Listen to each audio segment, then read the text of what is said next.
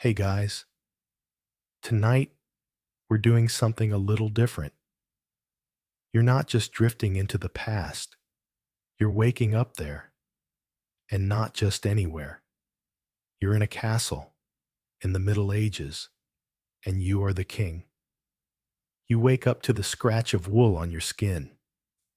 The blankets are heavy, coarse, and itchy, and someone's forgotten to warm the stone floors.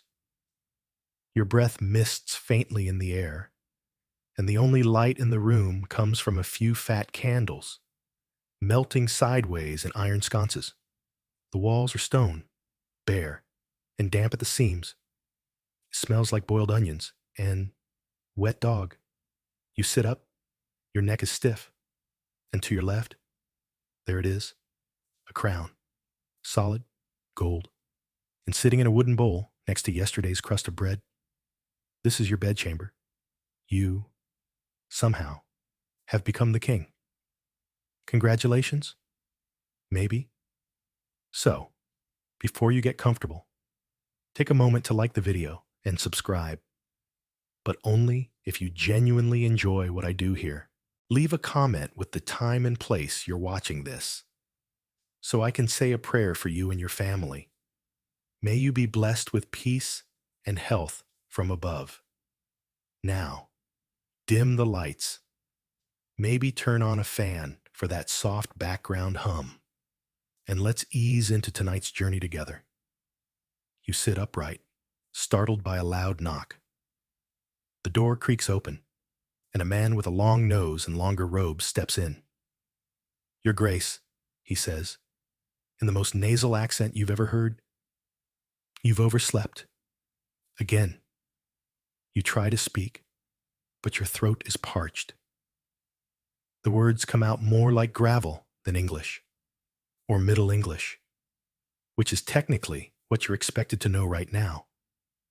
The man continues, "Your washing water is frozen. We've chipped the ice for your comfort." He says this with no irony. Behind him, two younger servants lug in a copper basin filled with cloudy water and what looks like a dead mouse floating in it. Welcome to royalty. You place your feet on the ground, regretting it instantly.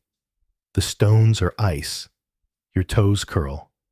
A third servant, small, wiry, and possibly 12 years old, appears with a chamber pot. He gives you a look that says, "I don't want to be here either," and turns around respectfully. That's right. Before you do anything else, before ruling, before eating, before remembering your name, you are expected to relieve yourself in front of a stranger into a brass pot, the temperature of outer space. And no, there's no toilet paper. You're given something called a gomph stick. It's a carved bit of polished wood, and nobody is really sure how often it gets cleaned. Once your most undignified moment passes, the servants begin dressing you. It's not so much you getting dressed as you being manhandled into 30 layers of linen, wool, and fur. You now weigh more than your horse, and you're still not done. They tie a belt with a dagger to your waist. "For ceremonial purposes," they whisper. "You're not allowed to use it to cut bread, defend yourself, or pick your teeth. It's basically medieval jewelry with murder potential." You catch your reflection in a small, polished metal disc. Your face looks both regal and extremely confused. Your hair's been parted aggressively down the middle, and your skin's already breaking out from the sheep fat soap. The crown goes on last. It's heavier than you thought. No padding, just cold gold metal against your scalp, and an immediate headache. As you shuffle toward the door, your chamberlain rattles off your schedule. First, the council meets, then the bishop arrives, then a breakfast audience with the Guild of Fishmongers, then a tour of the southern wall to inspect the ice damage. And then, falconing, you stop. Falconing? Yes, he says. With birds? Your Grace. Right, of course, your king. Why wouldn't you spend part of your day waving at birds? As you walk down the corridor, you realize something odd. The castle is dead quiet. No music, no chatter. Just the muffled sounds of servants tiptoeing, afraid of being noticed. Everyone bows. No one smiles. This isn't the Disney version of medieval royalty. This is the cold, smelly, politically terrifying version. Your authority is absolute, but only because everyone's pretending it is. And most of them are probably plotting your downfall while pretending to fetch your slippers. You remember reading once that the average lifespan for a medieval king was somewhere between shockingly short and how is he already dead? You now understand why. The food might kill you, the clothes might strangle you, and your own cousin probably wants your throne, and this is just the first 10 minutes of your day. Still, there's something kind of amazing about it all. The sheer ritual of it, the weight of history in the stone walls, the scent of beeswax and tallow, the knowledge that, for better or worse, people will write songs about you, or at least mildly offensive limericks. So you take a deep breath, wince from the wool itching your ribs, and begin your first full day as a medieval king. If you've ever woken up confused, cold, and in charge of too many things you didn't ask for, you're already halfway to understanding medieval monarchy. Next up, breakfast, which is mostly cold beer and salty confusion. Let's see what's on the royal menu. Your royal breakfast is already waiting when you reach the solar, the sunniest room in the castle, which is saying very little since there's only one narrow window, and it looks like a pigeon died on the sill. A long table sits under a tapestry depicting some heroic battle you've never heard of, full of horses with too many legs and knights with very few pants. The food is laid out in careful abundance, and by abundance, we mean at least one animal was definitely involved. You take a seat on a creaking wooden chair that wobbles under your robe-heavy weight. A servant, older, grim-faced, and wearing what looks like a towel folded into a hat, pours you a mug of ale. Not beer, ale. Uncarbonated, unchilled, and so thick you suspect it might count as a soup. Your breakfast, sire, he says. Before you is a slab of bread the size of a toddler, 3 cold-boiled eggs, a wedge of yellowish cheese that smells faintly like wet wool, and, ah yes, the pièce de résistance, a small dish of jellied eels. You stare. The eels stare back. It's important to understand that medieval people didn't eat what we think of as breakfast food. There are no pancakes, no coffee, no bacon, unless you're incredibly lucky or rich, which you are, theoretically. But you're still stuck with a menu based on 2 things: what could be caught and what wouldn't kill you immediately. You nibble a corner of the bread, which is dense enough to break a window. The cheese doesn't spread so much as shatter. You poke an eel. It jiggles. You take a brave bite and instantly regret it. It tastes like fish pudding and betrayal. You chase it with a gulp of ale, which turns out to be warm and alarmingly sour. Someone behind you coughs politely, and you nearly choke. A man in a fine tunic steps forward and bows. Your Grace, he says, you are requested to pass judgment on the matter of the butcher and the bridge troll before your council session. You blink. Bridge troll? He blinks back, uncertain. That is, what the butcher claims. It may be a metaphor. You try to focus. Your stomach is in active revolt. Your head is heavy from the crown. And now you're expected to settle legal disputes before fully digesting a single eel. This is kingship. Apparently, in comes the butcher, a massive man with arms like sausages and a temper like unchained vinegar. He bows too low and cracks his back doing it. Your Majesty, I beg pardon, but I cannot deliver meat to the North Village no more. Something under that bridge hisses at me. Took 2 goats last week. You look at your advisor. He shrugs. We believe it may be a large snake, or 3 small boys stacked inside a sheepskin. You clear your throat and say something wise sounding like, troubling. No one questions you. As a medieval king, your word is law. But you quickly learn that no one actually wants bold rulings. They want tradition, compromise, and just enough authority to avoid rebellion, but not enough to spark new expectations. You suggest doubling the guard near the bridge and offering the butcher a tax break.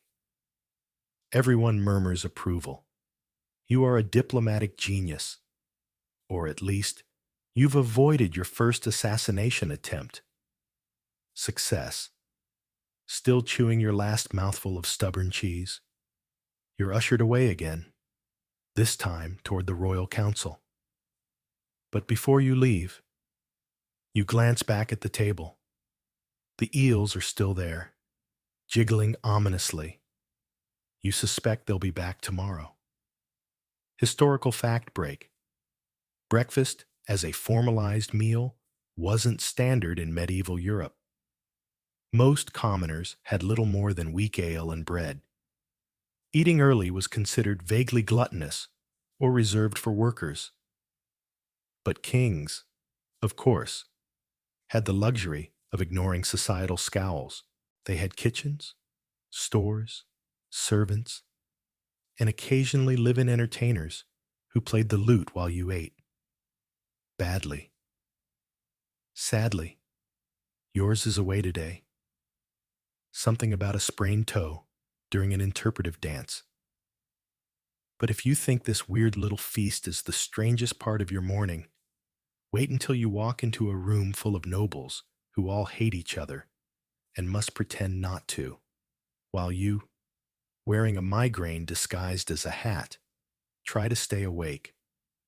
One fringe detail most people don't know: some royal meals weren't really meant to be eaten. They were performative, set pieces of power and wealth. You might serve a swan dressed in its own feathers just to impress visiting nobles, and then eat the pottage in the back once they leave. You briefly wonder, what's your most performative food today? Probably the eel. It's not food. It's a warning. If you've ever sat down to a meal and questioned every single thing on your plate, drop the weirdest thing you've ever eaten in the comments. I promise you, medieval royalty probably had it first. Next, you'll enter the council chamber, a place where decisions are made slowly, smells are made quickly, and everyone is convinced they're the smartest person in the room. Good luck, Your Majesty. The council chamber greets you with the warmth of a crypt and the aroma of damp wool, unwashed ambition, and somebody's morning garlic tonic. Long wooden benches line the stone walls. At the center, a massive table carved from dark oak, scarred with centuries of arguments. You step inside, and 20 men rise stiffly: lords, bishops, merchants, and at least one guy who might just be your cousin 3 times removed. They bow, not out of respect, but because that's what the dance requires. You sit at the high back chair at the table's head. It's too tall, so your feet dangle slightly, but no one dares to mention it. Your crown itches. The fur lining is questionable. But you raise your chin and try to look like a man who knows what grain tithe ratios actually are. Your chancellor begins. Your Grace. First item. The dispute between Lord Everick and Baron Halford over the northern pig path and its rights of manure collection. You blink. That sounded like nonsense. But the two lords across the table are already red-faced and halfway through shouting at each other. Lord Everick. His swine block my carts. The road is mine by birthright and tradition. Baron Halford. Lies. My family has urinated on that path for 3 generations. You raise a hand. Gentlemen, you say, with forced calm. Surely there's a shared urination clause we can reference? A moment of silence. Then your scribe, a thin man with a hunched back and terrifying eyebrows, coughs and unrolls a long parchment. There is, in fact, a precedent from 1326, wherein the Duke of Grimsby negotiated alternating day dung usage with the House of Bleatford. The council murmurs with respect. You nod sagely. You have no idea what any of that means. This is the rhythm of the council. People talking in circles, bringing grievances, offering gifts, bribes, or pretending to care about the kingdom's infrastructure while secretly lobbying for their own lands. It's a performance. And you are the weary lead actor who doesn't know his lines.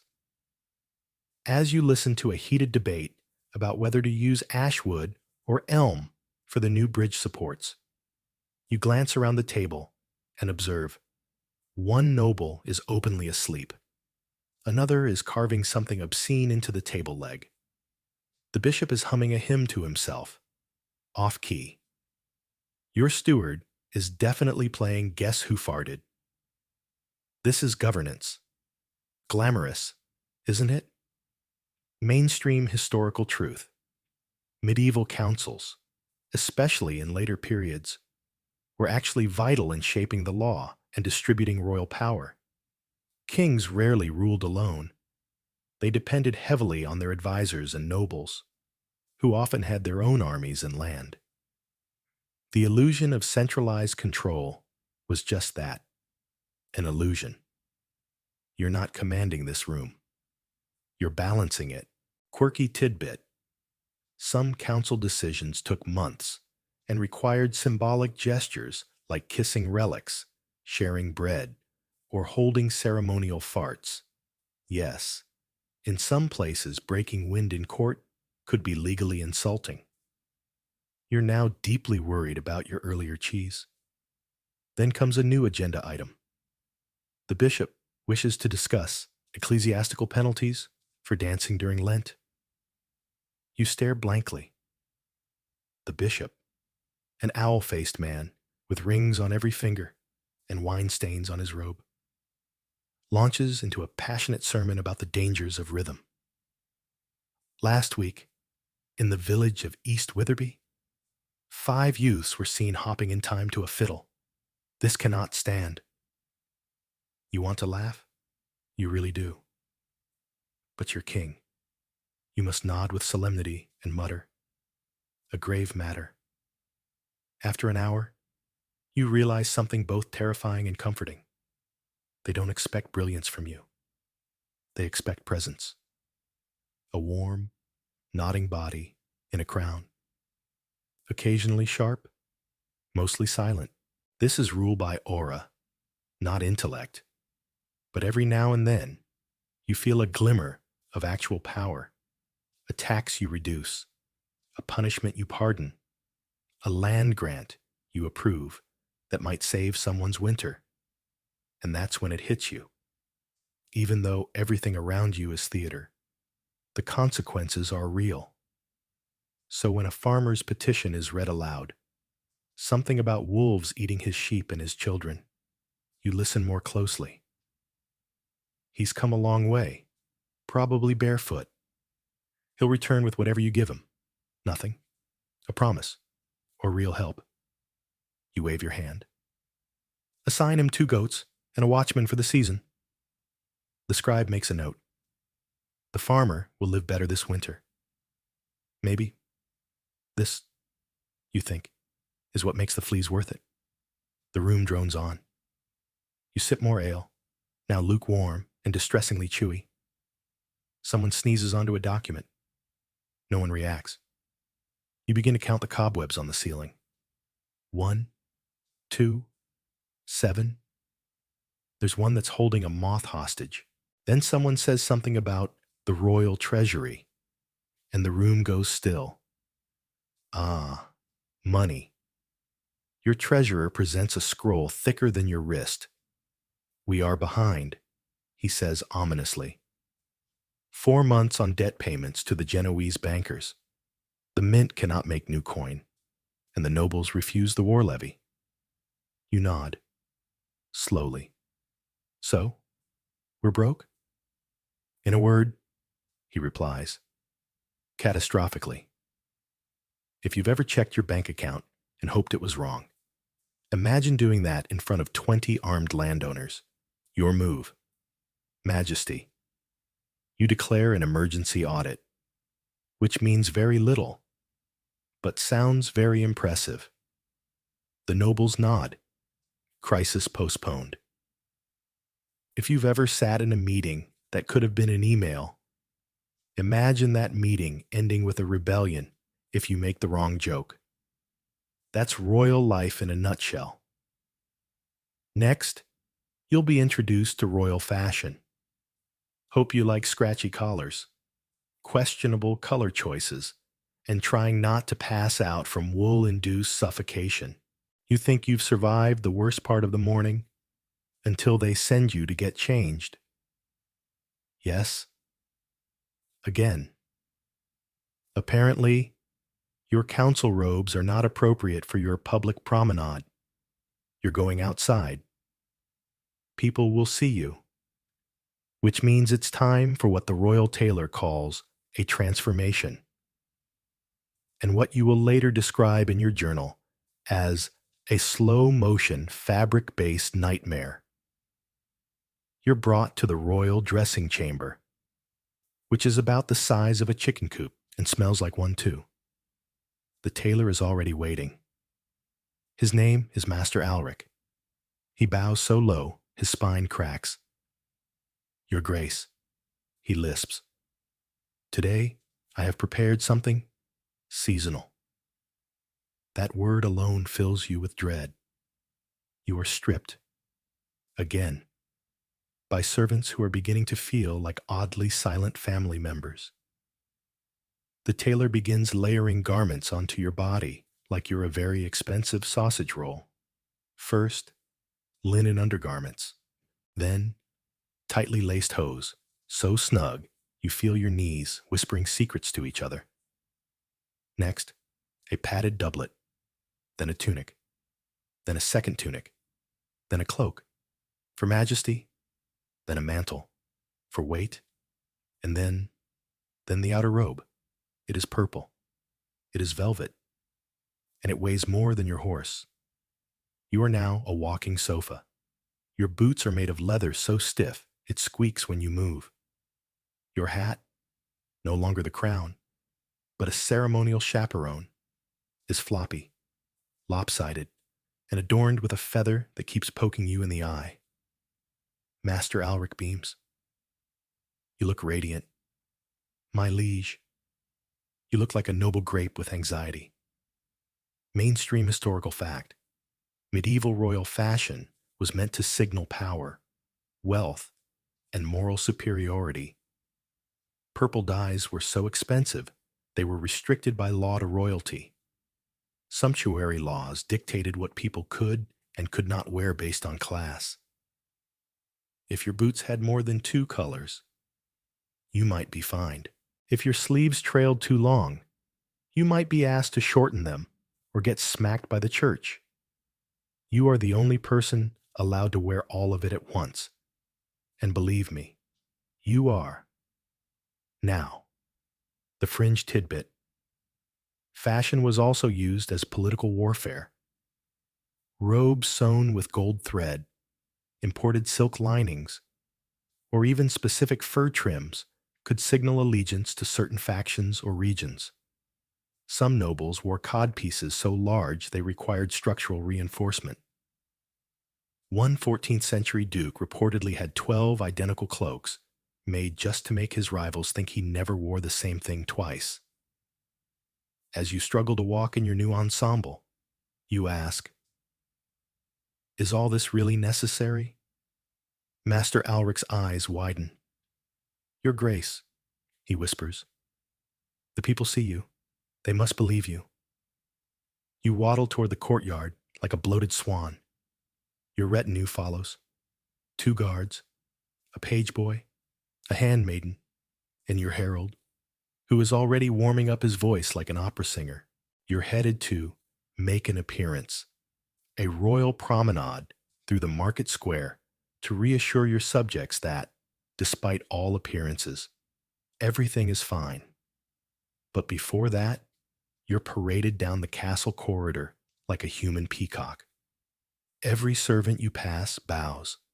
A few visibly smirk.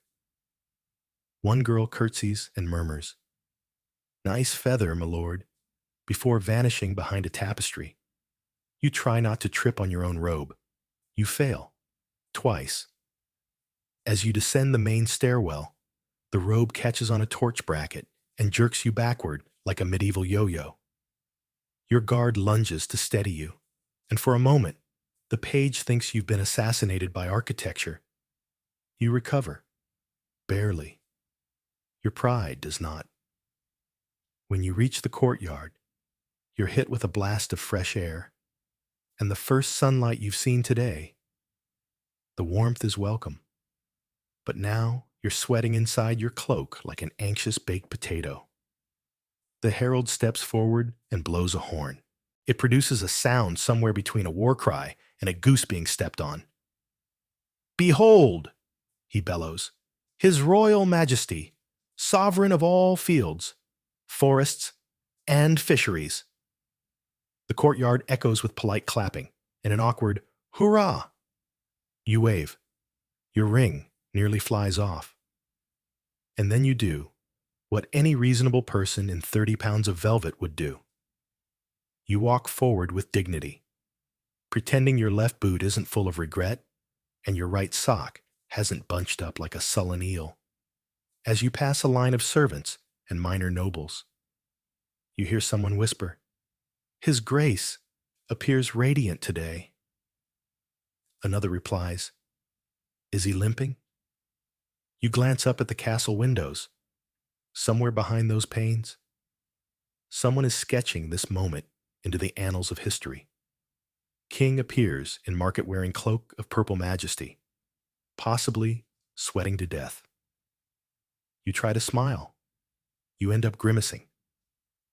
Now you understand why kings often looked so stern in their portraits. They were probably itchy, overheated, and deeply worried about how their thighs looked in hose. If you've ever dressed up for something you didn't understand, only to discover halfway through that everyone else was pretending, too, then you've already mastered medieval statecraft. Next, we'll head into the market. Because what could possibly go wrong when you mix peasants, poultry, political gossip, and your very expensive shoes?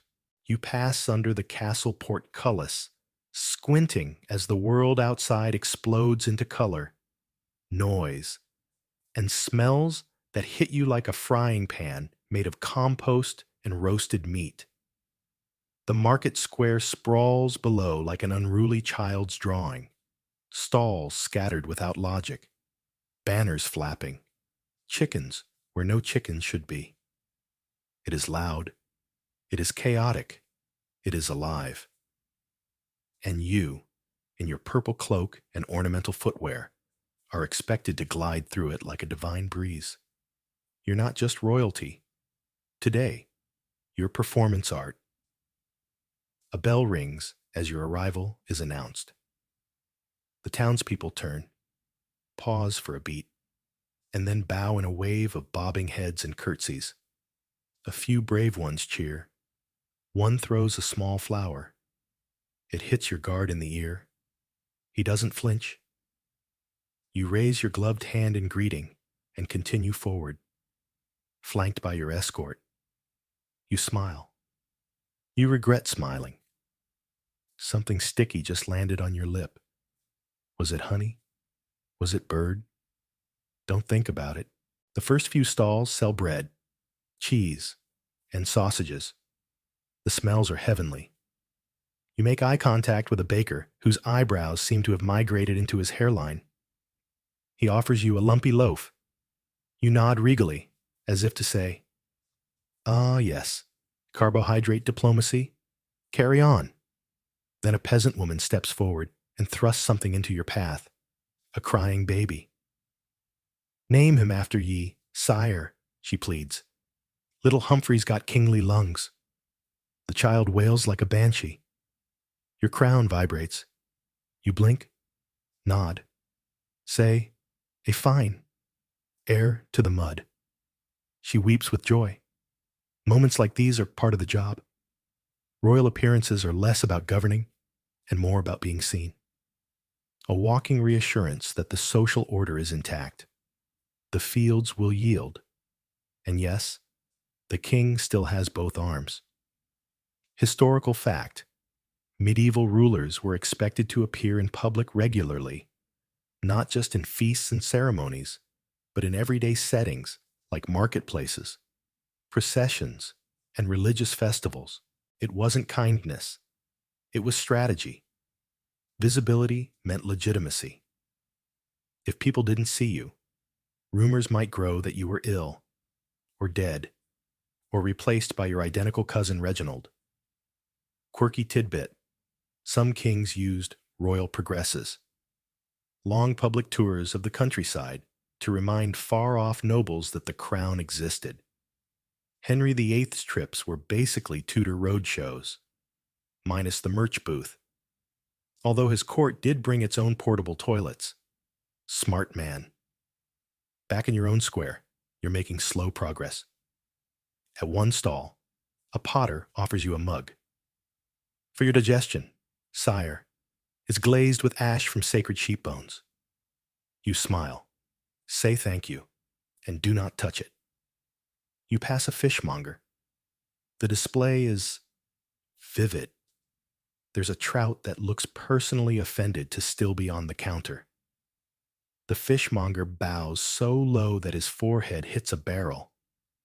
"Your Grace," he huffs, "blessed be your bowels and your house." You blink. "Likewise," you say. It seems safest. As you continue, you begin to notice something curious. Everyone's eyes linger just a little too long. Their bows are a beat too slow. And there's whispering behind you, soft but constant. You glance at your page boy. "Is something wrong?" He pales. The feather, sire." You glance upward. Ah, the ceremonial chaperone. It's flopped forward like a dying peacock. The feather, long, proud, ridiculous, is now drooping directly over your face like a wilted accusation. You sigh. Dignity, it seems, has left the building. No matter. You press onward. You reach the edge of the market, where a line of villagers has gathered. These are petitioners, people hoping to plead their cases. You're expected to stop. You're expected to listen. The first is an old man who claims his neighbor's pigs are trespassing. "Into your home?" you ask. He shakes his head. "Into my dreams, sire. Evil pigs, pink eyes. They know things." You nod slowly. "We shall consult the bishop." The next is a young boy with a bandaged hand. "Your Grace," he says, "I caught a rat the size of a goose It spoke Latin. You reply, then it is better educated than half my council. A third petitioner is a merchant offering you a duck, alive, very annoyed, and wearing what appears to be a tiny cloak. For luck, sire, he says, it bit a tax collector. You accept the duck with solemnity. You name it Maurice. That's when you notice the crowd has grown quiet. Something is off. You glance behind. A man, tall, dirty, dressed in boiled leather, is staring at you with the kind of intensity usually reserved for ghosts or unpaid debts. He's holding something. A scroll? A cudgel? Your guard moves closer, hand on sword. But then the man speaks. A poem. For the king. Ah. He begins to recite. It's loud. It's bad. It rhymes majesty with bean pot 3. You smile and nod, as if your ears aren't bleeding. The poem lasts 4 minutes. The applause is polite and exhausted. Being king, you realize, isn't about ruling. It's about enduring. You're a totem, a mirror, a complaint box, and a feathered hat. But you are also, strangely, beloved. Not for what you do, for what you are. The crown, the cloak, the duck. If you've ever been paraded through a room, dressed up, and expected to smile through 100 small disasters, you are royalty in your own right. Next, you'll return to your private quarters and find that even your bed isn't truly yours. Welcome to the politics of the royal bedchamber. You finally escape the market parade, duck in hand, cloak dragging a small child's sandal, and your ceremonial feather now trailing a faint streak of something yellow that you're choosing not to investigate. Back through the castle gates you go, guards closing in behind like the lid on a too-warm soup pot. The moment you're inside the great hall, the weight of performance lifts, but another kind of weight settles in its place. You're told, by your increasingly frazzled pageboy, that your presence is required in the royal bedchamber, not to sleep. Unfortunately, you frown. It's barely noon, he flushes. It's a diplomatic visit, Your Grace. Ah. It turns out that as king, your bedroom is less of a personal retreat and more of a negotiation tool with a pillow in it. You step into the chamber to find it freshly aired. Translation? One window has been cracked slightly, and the draft is now sharp enough to shave with. The fire has been stoked, which helps with the smell of, what is that? Beeswax, lavender, and maybe a hint of boiled deer. There's a massive bed in the center, its posts carved with vines and lions and other things you're too tired to decipher. On it are 5 heavy layers of blankets, a fox fur coverlet, and a pair of embroidered slippers that are definitely not yours. Suspicious. Before you can even sit, the chamberlain arrives with a list. The Duchess of Grelmere has requested an audience in private. You arch an eyebrow. She is visiting on behalf of her brother. He continues hastily, a marriage proposal? Of course, because being king means your bed is also a treaty zone. You nod, resigned. Send her in. She enters 5 minutes later, escorted by 2 maids and an atmosphere so tense you could slice it with a cheese knife. She's young, sharp-eyed, and entirely too comfortable in a room with a bed and a king she's never met. She's, Your Grace, she says, with a curtsy that somehow implies both reverence and evaluation. My brother sends his regards. Translation: he wants something. She launches into a monologue about dowries, land holdings, alliances by blood and oath.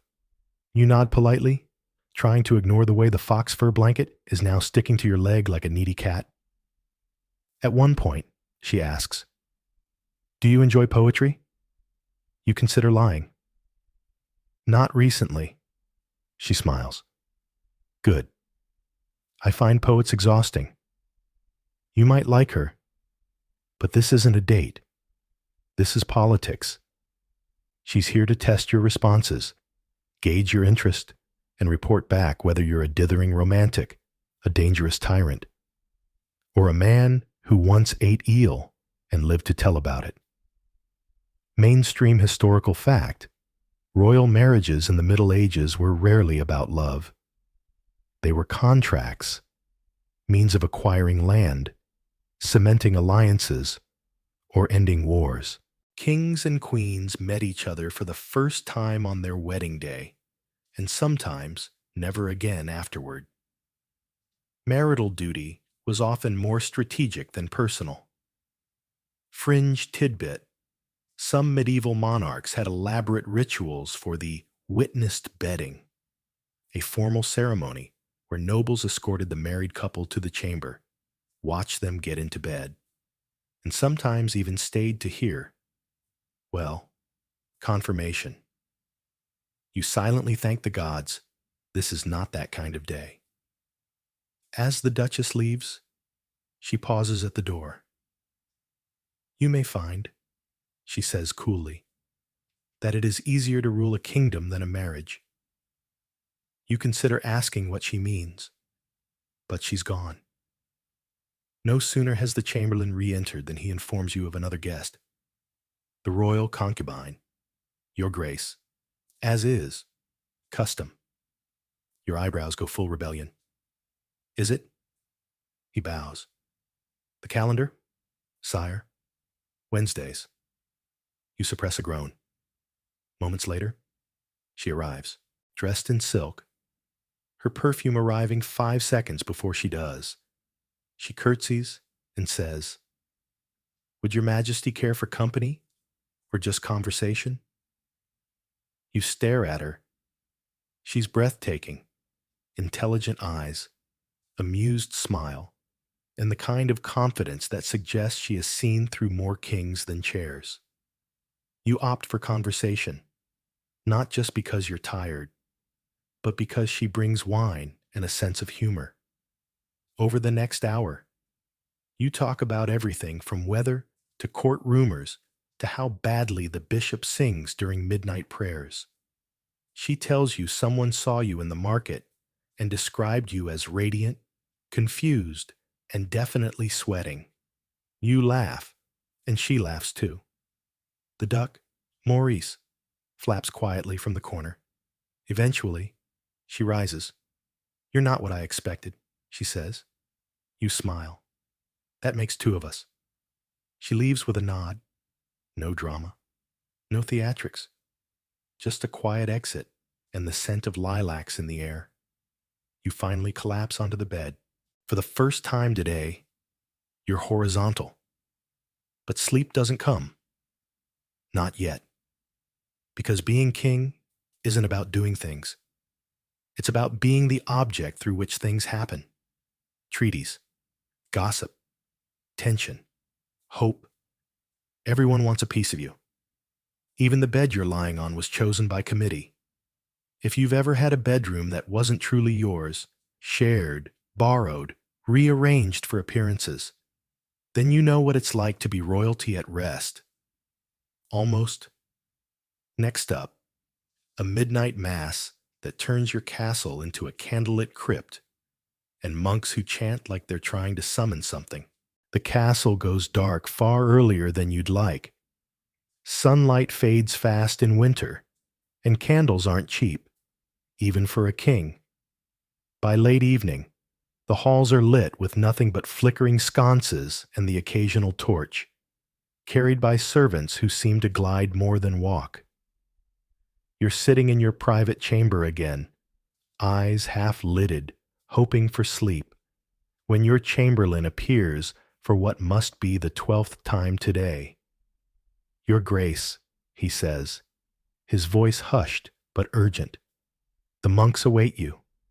You stare. The monks? He bows. Midnight mass. as per the church calendar. Of course, you're tired. You've been trussed up, paraded, fed things that may still be alive, and talked to more people today than you usually do in a month. But it doesn't matter. Midnight Mass isn't optional. Not for you. Not for anyone with a soul that needs saving. And yours, apparently, is on a tight schedule. You sigh and rise. Maurice, the duck, lets out a sympathetic quack from under your chair, wrapped in a heavy cloak. You shuffle down the corridor, your slippers muffled on the rush-covered stones. The air is damp and smells of soot and melting beeswax. As you near the chapel, the sound of chanting rises, a low, steady hum like the distant murmur of bees plotting rebellion. The chapel itself is beautiful, in a haunted sort of way. Stone columns stretch like ribs overhead, and stained glass windows glimmer with the last breath of moonlight. Rows of flickering candles line the altar. A cold draft snakes across the floor, nipping at your ankles. The monks are already there, hooded, stooped, whispering in Latin.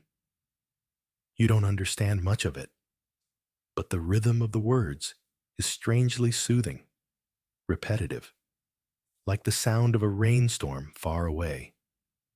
You take your place at the front, a wooden chair with a high back and zero cushioning.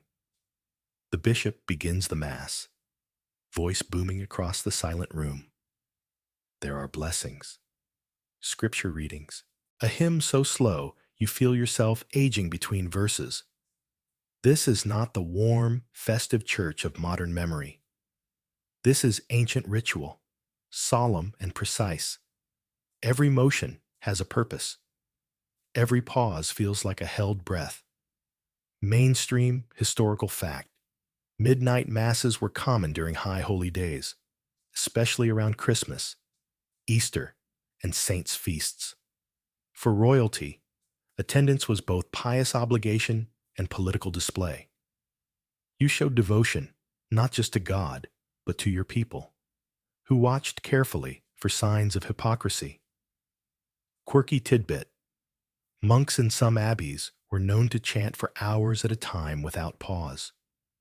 There are records of liturgies lasting through the night, with shifts of monks rotating like sleepy relay racers. One particularly zealous monastery in Normandy banned yawning during services and kept a discipline stick to remind those who slacked. You try not to yawn. It doesn't go well. At one point, you think you see something move in the shadows near the back of the chapel, a flicker of robes, or maybe just a draft stirring the curtain. You blink. It's gone. Monasteries, you remember, were often said to be haunted, not by ghosts in the Hollywood sense, but by regrets, echoes of sins never confessed, whispers of monks who broke their vows and vanished. You shift in your seat. The wood creaks like an old ship. One monk turns ever so slightly toward you. His face is hidden, but you feel his gaze like frost on your neck. You whisper to yourself, I should have been a merchant. If you had, you'd be in bed right now, drunk on weak ale, wrapped in wool, not virtue. You wouldn't be freezing in a stone chapel, wondering if the third candle on the left just blinked. But then something strange happens. The choir begins a new chant, low, melodic, strangely beautiful. For the first time all day, your shoulders relax. The words, though foreign, feel familiar, a lullaby in a forgotten tongue. You close your eyes, and for a few moments, you are not king. You are just a tired soul in the dark, surrounded by other tired souls, asking the universe to be kind. When you open your eyes again, the Mass is over. The monks file out silently. The bishop blesses you one last time, with a waft of incense that smells oddly like burnt raisins. You rise on shaky legs and shuffle back to your chamber. The castle is quieter than ever. Even the mice seem to tiptoe at this hour. As you undress, gently removing the outer cloak, the ceremonial sash, the boots you've grown to loathe, you catch your reflection in a darkened window. Candlelight flickers across your face. You look older, or maybe just heavier with all that invisible weight. If you've ever sat in a silent place and felt the tug of something larger than yourself, something ancient, indifferent, and impossibly patient, you've already touched what the monks live in daily. Next, you'll wake with a fever, a cough, and a growing sense that your body is no longer yours. Welcome to the miraculous world of medieval medicine. You wake up sweating, not the kind of warm, cozy sweat that says, I had too many blankets, but the kind that says, something deep inside me has declared war. Your mouth tastes like parchment. Your head is pounding, and your skin feels both freezing and burning, like someone tried to cook a stew using your vital organs. You're sick. As king, you might assume this entitles you to the best medical care available in the kingdom. You'd be wrong. A servant is sent running for the royal physician. In the meantime, you lie there trembling under 6 layers of blankets, one of which smells faintly of vinegar and regret. Maurice, your duck, sits loyally at the foot of the bed, looking concerned. The physician arrives within the hour. He smells like dried herbs and damp wool, and his hat is taller than strictly necessary. He doesn't introduce himself, but instead waves a bundle of sage over your face and mutters something about imbalanced humors. You try to sit up. You regret it instantly. Fever of the choleric kind, he mutters, peering into your eyes with alarming intimacy. We must bleed you. Ah, of course. Mainstream historical fact. Medieval medicine was built on the belief that the body contained 4 humors: blood, phlegm, yellow bile, and black bile, and illness came from their imbalance. The treatment? Remove one of them, usually blood. The physician pulls out a small curved blade and a bowl. You hold out your arm. He nicks you with a practiced flick, and the blood begins to drip slowly. You feel your strength slip away with it. You'll feel better in a day or 2, he says cheerfully, or much worse. Quirky tidbit. Physicians were often university trained, but rarely performed hands-on treatment. That job was for barber surgeons. Yes, the same people who cut hair. One could get a shave, a tooth pulled, and a minor amputation, all in the same visit. The red and white barber pole. It represents blood and bandages. You are bled, then purged, then offered a syrup made of onions, honey, and crushed beetles. You drink it. You have no choice. Later, someone applies a mustard plaster to your chest and covers it with wool. A monk appears with a vial of what he solemnly calls St. Cuthbert's spleen water. You drink that too. It tastes like sadness. And yet, between the foul remedies and the endless sweating, something surprising happens. You begin to feel a little less terrible. Maybe it's the mustard. Maybe it's Maurice. Maybe it's the quiet. Because here's the thing. When you're sick in the Middle Ages, there is no real privacy. Servants come and go. The physician checks your urine by holding it up to the light like fine wine. Your chamberlain reads political updates while you hallucinate. A priest asks if you'd like to confess, just in case. Confess to what? You croak. I'm dying from soup. The world doesn't stop. You're still the king, and yet, in this bed, in this moment, you are just a body, fighting, sweating, drifting. If you've ever had the flu so bad that the ceiling tiles started looking judgmental, then you already understand medieval royalty in a deeply personal way. At some point, a healer, older, quieter, places a cool cloth on your forehead. She says nothing, just hums. A melody you don't recognize. You fall asleep to the sound of it. Your dreams filled with ducks and leeches and floating bishops. You wake at dusk. The fever has broken, or at least loosened its grip. You feel hollowed out, as if someone borrowed your insides and hasn't returned them yet. Your voice is a whisper. Your limbs are heavy, but you are alive. The physician returns to announce this as a most miraculous recovery, and casually asks if he can name his next child after you. You nod weakly.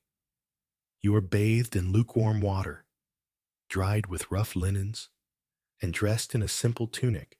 For the first time in days, maybe ever, you feel almost human. And here's a strange thing to consider. Medieval people were often far sicker than we are today, but they also accepted it in ways we might not. Illness was part of life, part of the divine cycle, part of penance and purification. To be ill was to be humbled. To recover was grace. You, king or not, are no exception. If you've ever been truly sick, so sick you gave up pretending to be brave, and then felt the quiet relief of simply not dying, that's this moment, that breath, that cool cloth. Next, you'll attempt to return to courtly life, only to realize that no amount of lavender or herbs can prepare you for the real horror, medieval hygiene. You awaken the next morning with a sensation that can only be described as greasy, not emotionally, physically. You are slick with sweat, herbal residue, and something that might be goose fat, though no one has confessed to applying it. Your sheets feel damp. Your hair clings to your temples in stiff, uneven clumps. You reach up, touch your scalp, and your fingers come away with a smell like rosemary left in a boot. It's time to talk about hygiene. You rise, slowly, your joints creaking like overused drawbridges. A servant appears to help you wash, or at least participate in what the Middle Ages considers washing. A basin of tepid water is brought in. There is a cloth. There is soap. Or rather, something called soap, a grayish lump that smells vaguely of ashes and wet hay. You're expected to splash this around your face and hands, then dry off on a towel that's been used by at least 3 other people this week. You ask if you might take a bath. The servant hesitates. Shall we schedule one, sire? Today, you croak. He frowns, as though you've requested to be launched from the roof. You see, full-body bathing is not an everyday occurrence, not even for a king. Water must be drawn, heated, hauled up by servants, and poured into a wooden tub lined with cloth to avoid splinters in your royal backside. The entire ordeal can take hours. It is expensive, labor-intensive, and discouraged by some physicians who believe that water weakens the skin.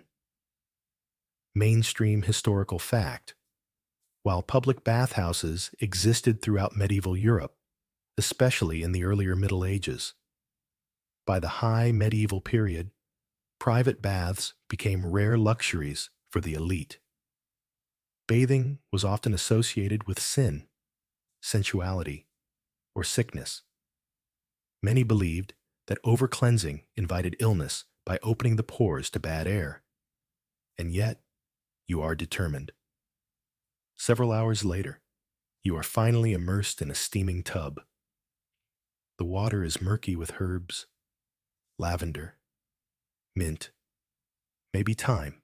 Someone's added rose petals, which float solemnly like flowers at a funeral. Yours, perhaps. You soak, eyes closed, as two attendants scrub your arms and legs with linen cloths. One carefully washes your hair using egg yolk and vinegar. Another brings a brush carved from bone to clean your fingernails. You want to feel dignified. You do. But there's no dignity in trying to explain to your valet that a beetle just crawled out of the water and into your ear. You scream. Morris, waiting loyally by the fireplace, lets out a sympathetic quack. After the bath, you're rubbed down with goose grease and wrapped in woolen linens. This is apparently meant to seal in the warmth and promote vital vapor retention. Two concepts that sound suspiciously like medieval snake oil. Then comes the perfuming. A steward arrives with a tray of scent bottles. You are dabbed with rosewater, orange blossom, and something described as musked civet. You don't ask what civet is. You regret this immediately. Fun fringe tidbit. Medieval perfumes were often made with animal-derived ingredients, including musk, from deer, ambergris, from whale intestines, and civet, from the anal glands of the civet cat. Kings and queens might smell expensive, but never exactly good. Once dressed, again, heavily, you are paraded through court for afternoon audiences. And now that you're clean, you notice something terrible. No one else is. The air in the great hall is a soup of sweat, mildew, wet wool, garlic, and that sweet tang of fermented regret. One noble's tunic is visibly damp. A night you pass smells like turnips and chainmail. Even the bishop has a faint odor of incense and shame.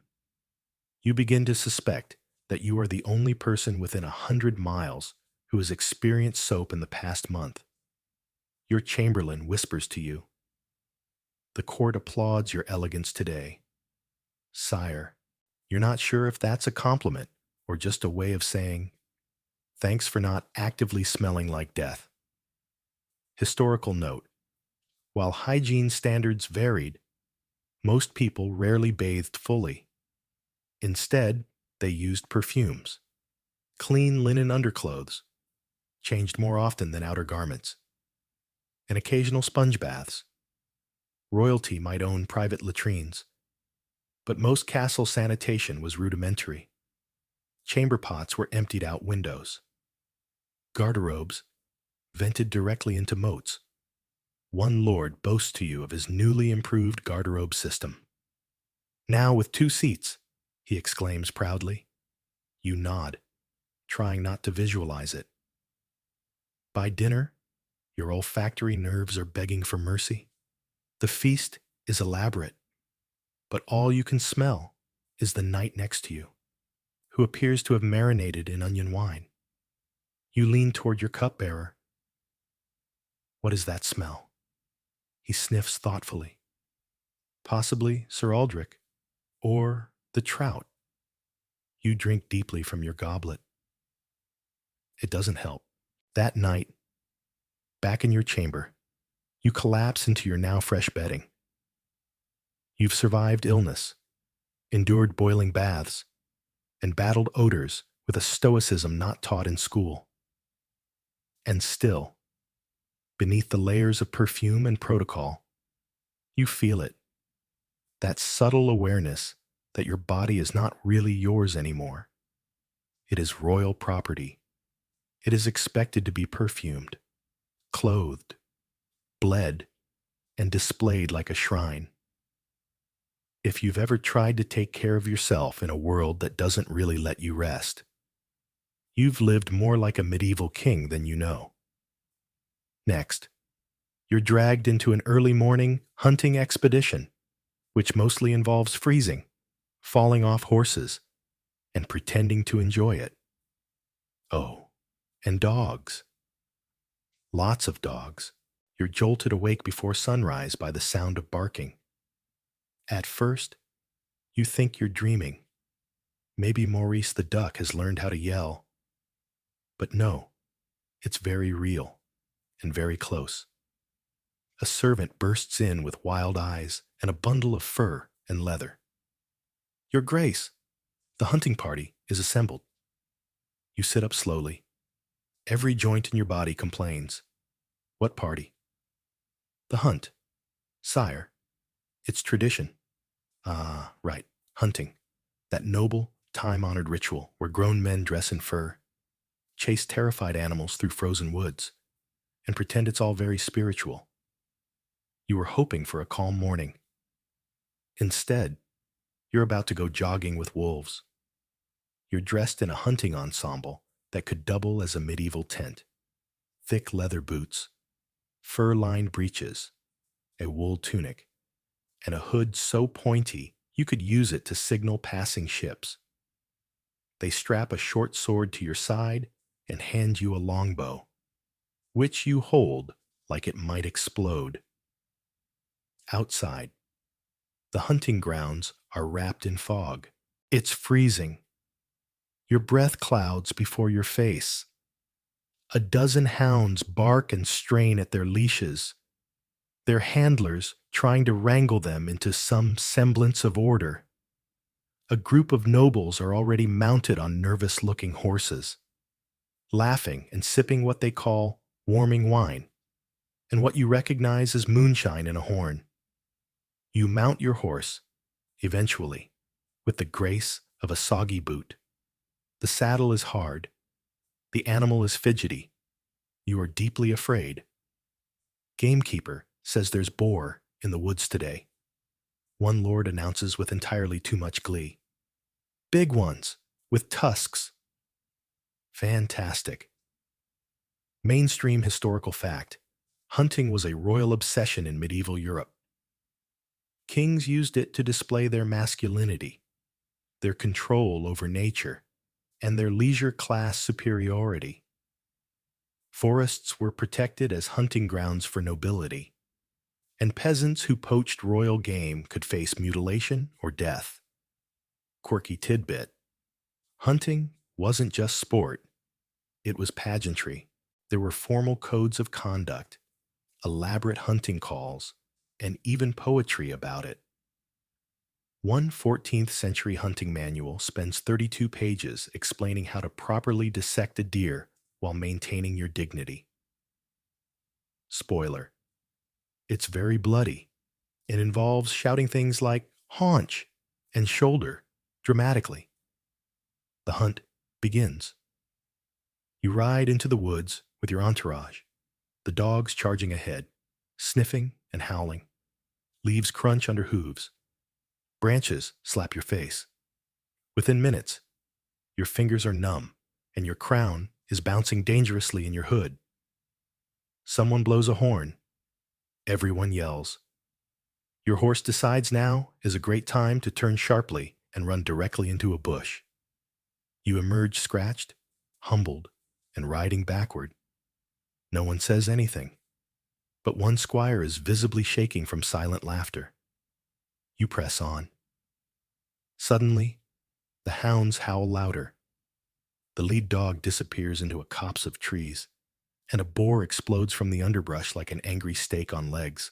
It is enormous, black, foaming. Its tusks are longer than your fingers. The nobles cheer. Arrows fly. You do not cheer. You grip your bow with the enthusiasm of a man asked to hug a scorpion. You aim. You release. Your arrow flies directly into a tree with a very loud thunk. The boar does not notice.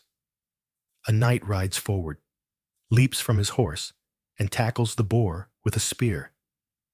It's messy. There is grunting. Not all of it from the boar.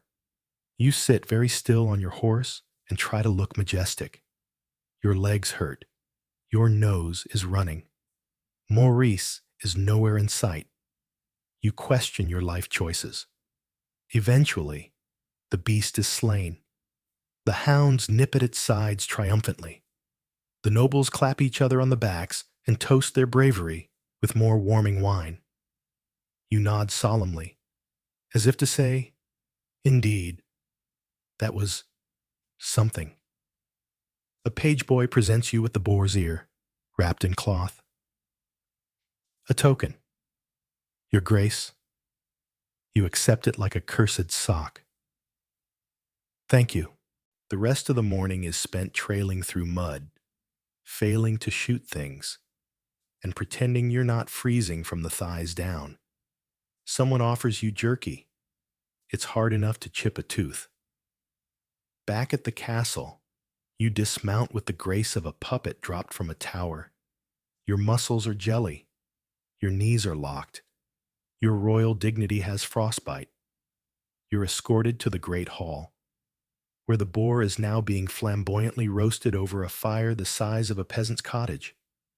The smell is actually divine, smoky, spicy, rich. For once, your appetite returns. "Boar's liver for the king," someone cries. You take a bite. It's surprisingly tender. And just like that, the misery of the morning is softened. The warmth, the meat, the laughter, echoing off the stone. You are a king again, sore, exhausted, smelling faintly of dog, but still a king. If you've ever been dragged into an activity that made no sense, hurt your back, and ended with a half-decent meal, you've experienced medieval nobility at its finest. Next, we delve into the strange and secretive world of royal letters, coded messages, wax seals, and a pigeon named Maurice, who may or may not be plotting your assassination. The day after the hunt dawns with aching limbs, bruised dignity, and a slight feather rash from the ceremonial hood you forgot to take off before falling asleep. But there's no time to recover, because today you're doing paperwork. You're escorted to a narrow chamber above the library, one of the few rooms in the castle where the air smells more like dried ink and old parchment than feet and onions. A clerk greets you with a deep bow and an alarming stack of scrolls. "Your Grace," he intones. "Today we address the royal correspondence." Ah, yes. Letters, messages, decrees. The written spiders of royal business, crawling their way across the realm and beyond. You are handed a quill. It's slightly chewed. You pretend not to notice. The clerk begins to read. First, a reply to the King of Navarre. He inquires again about the shipment of saffron, and also sends his cousin's condolences on the passing of your ferret. You blink. "I didn't have a ferret." He may be confused. "Sire, write back. The crown of this land acknowledges the warm sentiments of Navarre, and likewise offers a fragrant memory of the dearly departed." The clerk nods, scribbling. Next, a coded message from your southern border. The steward reads it aloud in a hushed voice. "The gray mare walks backward at midnight. The fox weeps in rain. The pears are overripe." You pause. "That's not a message." You murmur. "That's a nervous breakdown." Mainstream historical fact. Monarchs routinely used ciphered language and letters, especially when discussing diplomacy or potential rebellion. Some codes were as simple as substituted letters or swapped names. Others used full cipher wheels or even invisible ink, made from lemon juice or urine. Yes, urine. Kings kept secrets however they could. Fringe tidbit. Certain royal pigeons were trained to carry messages between castles. and given names, care, and sometimes tiny leather vests. One account from a French noble household in the 1300s refers to a pigeon named Etienne who delivered secrets and occasionally slept in the spice drawer. Back in your own reality, the clerk hands you another sealed letter. This one smells faintly of perfume. It's from Lady Clarimon. Sire. You hesitate. The one with the poetry? He nods. Grim. You break the seal. A soft puff of rose dust escapes. The letter begins. O glorious Sun King, whose brow gleams brighter than boiled butter. You stop reading. Your breakfast churns. She wants to visit. The clerk summarizes. Tell her, the moat is under repair. You reply, indefinitely. You move on to more practical matters. Grain taxes in the north, river tariffs in the south, and a series of complaints about a certain forest being haunted by a glowing monk and 3 deer who speak Latin. You file that one under possible tavern hallucinations. Then comes your favorite part, sending messages. You compose a short, carefully worded note to your northern duke, a reminder that he still owes you 14 barrels of smoked herring. You add a flourish. You sign with your seal, a lion rampant, clutching a turnip, a family tradition you're still trying to understand. The letter is folded and sealed with wax. The wax is soft, red, and smells faintly of bees. You press your ring into it. It hardens. Authority in one smooth motion. Then comes the pigeon. Yes, a real one. He is brought in by the animal keeper, a large man with gentle eyes and feathers stuck to his tunic.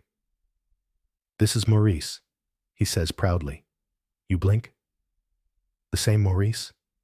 He nods. Retired from duck duties, reassigned to aerial service. Maurice the pigeon looks annoyed. You attach the letter to his tiny leg scroll, whisper a prayer, and release him from the arrow slit in the wall. He flaps once, he flaps again. He flutters to the nearby parapet and sits down. You sigh. The clerk coughs. Shall we proceed to the next? There's a loud crash. A window has broken somewhere below. Maurice has flown directly into a tower. He'll be fine. Probably. You spend the rest of the morning finishing the rest of your correspondence. You sign decrees. You ban turnip theft. You pardon a juggler in Kent. You write a personal letter to your mother, who lives in another castle and still sends you wool socks every solstice. For a moment, you realize the strange power of it all. This cascade of words and wax, of paper and seal. These tiny things change lives. They move armies. They make marriages. They declare war. If you've ever sent a message, a text, a carefully worded email, knowing it would ripple through the world, then you know the weight of medieval kingship.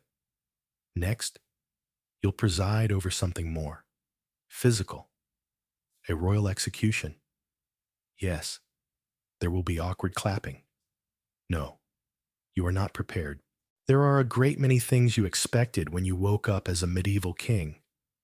Bad food, drafty rooms, political headaches. You did not expect to preside over a public execution before lunch. And yet, here you are, seated on a wooden platform in the castle courtyard, wrapped in a fur-lined cloak, looking down at a man whose greatest sin may or may not involve a stolen chicken, depending on which side of the story you believe. Your advisor leans in. He was caught with a goose in his trousers. Sire, claimed it was a gift. The goose did not agree. You glance at the condemned. He's thin, muddy, missing a shoe, and muttering prayers. His expression is part terror, part indigestion. You take a deep breath. Is this normal? Oh, yes, the Chamberlain says cheerfully. Happens most Wednesdays. Welcome to the darkest part of kingship, the theater of punishment, mainstream historical fact. Public executions were common and served both as punishment and deterrent. They were public spectacles, often attended by entire towns. The severity of the sentence depended not just on the crime, but on who committed it and how politically useful it was to punish them. Fringe tidbit. In some regions, execution days were treated like carnivals.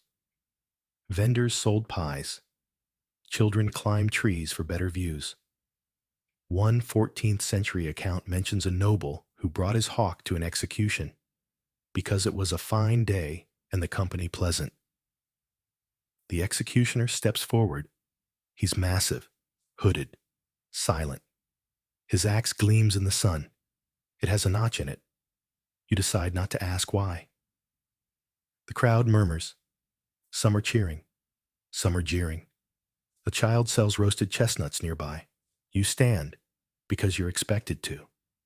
You read a short decree written in very flowery Latin.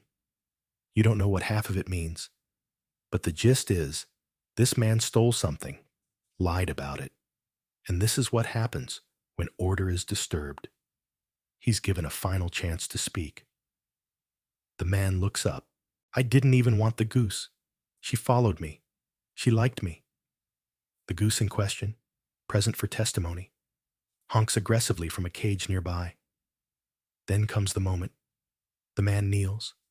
The crowd quiets. The axe is raised. You look away. Thunk. It's over. No music. No trumpet. Just a quiet ripple through the crowd, like someone's dropped a stone into still water. You sit back down, pale. You're handed a goblet of wine. It tastes like metal. Your advisor pats your shoulder. You did well, sire. Firm, but merciful. I said nothing. You whisper. Exactly, he says. Perfect balance. You wonder if this was justice, if the man truly deserved it, if the goose should have been cross-examined more thoroughly. But in the world you now live in, justice isn't about truth. It's about order. It's about being seen. It's about reminding the people that chaos will not be tolerated, even if it wears feathers. The crowd begins to disperse. Some look somber. Some look excited. One old man asks if there's another performance tomorrow. You rise shakily, retreating from the platform, and return to your chamber. Your cloak feels heavier than usual. And now, something strange happens. As you remove your gloves, you find a letter tucked into one of them. No seal, no signature, just one sentence. He didn't steal that goose. You know who did. You freeze. You read it again. The handwriting is unfamiliar. The ink is fresh. A mystery, or a trap, or perhaps both. You stare out the window at the courtyard, now empty. The executioner is gone. The goose is gone. Only a faint stain remains on the wooden platform. You pour another goblet of wine and sip it in silence. There are consequences to every ruling. Sometimes they're immediate. Sometimes they arrive days later, wearing a smile and hiding a knife. If you've ever made a decision, public, final, irreversible, and later wondered whether it was the right one, you're closer to medieval power than you'd think. Next, you'll meet someone who challenges all your assumptions, the Queen. And her opinions are sharp, her jewelry sharper, and you might be in trouble. You don't see the Queen often. That's not entirely unusual. In many royal households, the king and queen had separate quarters, separate schedules, and occasionally separate continents. Political marriage meant co-ruling in name, but in practice, you were two planets orbiting the same sun, seen together mainly for ceremonies, portraits, or disasters. But today, you are summoned. The message is handwritten, elegant, decisive. Come at once. Bring no one. Wear something without feathers. Q. You change quickly. A simple tunic, a light cloak, no ceremonial weapons, and definitely no feathers. Maurice the pigeon gives you a judgmental blink as you exit. You pretend not to care. The Queen's chamber is high in the eastern tower, past a corridor filled with tapestries of saints, dragons, and one oddly sensual turnip. The guards at her door nod wordlessly as you enter. Inside, the room is warm, luxuriously so. Someone's burned orange peels in the hearth. The air smells sweet, sharp, like memory. She sits at a desk near the window, back straight, eyes focused, a piece of parchment in one hand, a jeweled stylus in the other. Her hair is wrapped in a tight net of pearls. Her gown is silver, edged with fur. Her expression is unreadable. You're late, she says, without looking up. You blink. I came as soon as... I didn't say you were wrong, she interrupts. Just late. You clear your throat. You sent for me. She finally looks at you. Her eyes are sharp, intelligent, tired, like someone who spent too long playing chess with fate and doesn't trust bishops anymore. I heard about the execution, she says. News travels fast. It wasn't news. It was noise. I want to know if it was just... You hesitate. It was necessary, you say. She murmurs. That's what they said about burning the bread ovens in Grenton. Now there are 12 families living in a barn. You shift your weight. The floor creaks. Why summon me? You ask. She rises, walks to a nearby cabinet, and opens it. Inside is a scroll. Red wax seal. No crest. She tosses it onto the table. You unroll it. It's the same handwriting as the note you found in your glove. The same ink. The same accusation. You executed the wrong man. The thief sits at your table. Your skin chills. I've received 5 more of these, she says quietly. All anonymous, all specific. Whoever they are. They know things. Why show me now? She steps closer. Her voice lowers. Because you need to understand. This castle is not loyal. It is patient. That's different. Mainstream historical fact. Queens were often deeply involved in court politics, especially in managing the household, brokering alliances, and controlling information. Many were better educated than their husbands, fluent in multiple languages, and far more aware of court undercurrents. Fringe tidbit. Some queens maintained their own spy networks. Eleanor of Aquitaine, for example, is rumored to have employed letter readers and informants disguised as laundresses. One Byzantine empress used her perfume makers as couriers. Where men use swords, women use scent and secrets. The queen pours 2 cups of warm wine and hands you one. I don't care about the goose, she says. I care about power. Yours is unstable. So is mine. If someone is writing these, they're testing you. Testing us, you correct. She raises an eyebrow. Oh, we're a team now? You smirk. We've always been a team, just not the same game. That earns the smallest of smiles. She walks to the window and stares out at the snowy fields. I need to know if you're going to last the winter. If you're going to see through the whispers, or let them build into rebellion. You nod slowly. I'll need your help. That, she says, was your first wise sentence all week. You raise your cup in silent toast. She clinks it gently. And for a moment, you're not political chess pieces, not figureheads, not rulers of a kingdom that smells faintly of mildew and unresolved taxes. You're just two people in a quiet room, drinking wine, waiting for history to decide what you become. If you've ever had a conversation where the words were about one thing, but meant something entirely different, you've spoken like royalty. Next, the castle keeps you up all night, not with strategy, but with sounds. Ghosts, creaks, strange meows, and a cat named Lucifer, who may or may not walk through walls. You return to your chambers long after dark. The conversation with the queen lingers in your mind like the aftertaste of something slightly too sharp, truthful, but not necessarily kind. You're no longer thinking about goose thieves. You're thinking about secrets and how many of them might be nesting inside your own walls. The fire in your hearth has burned down to a polite glow.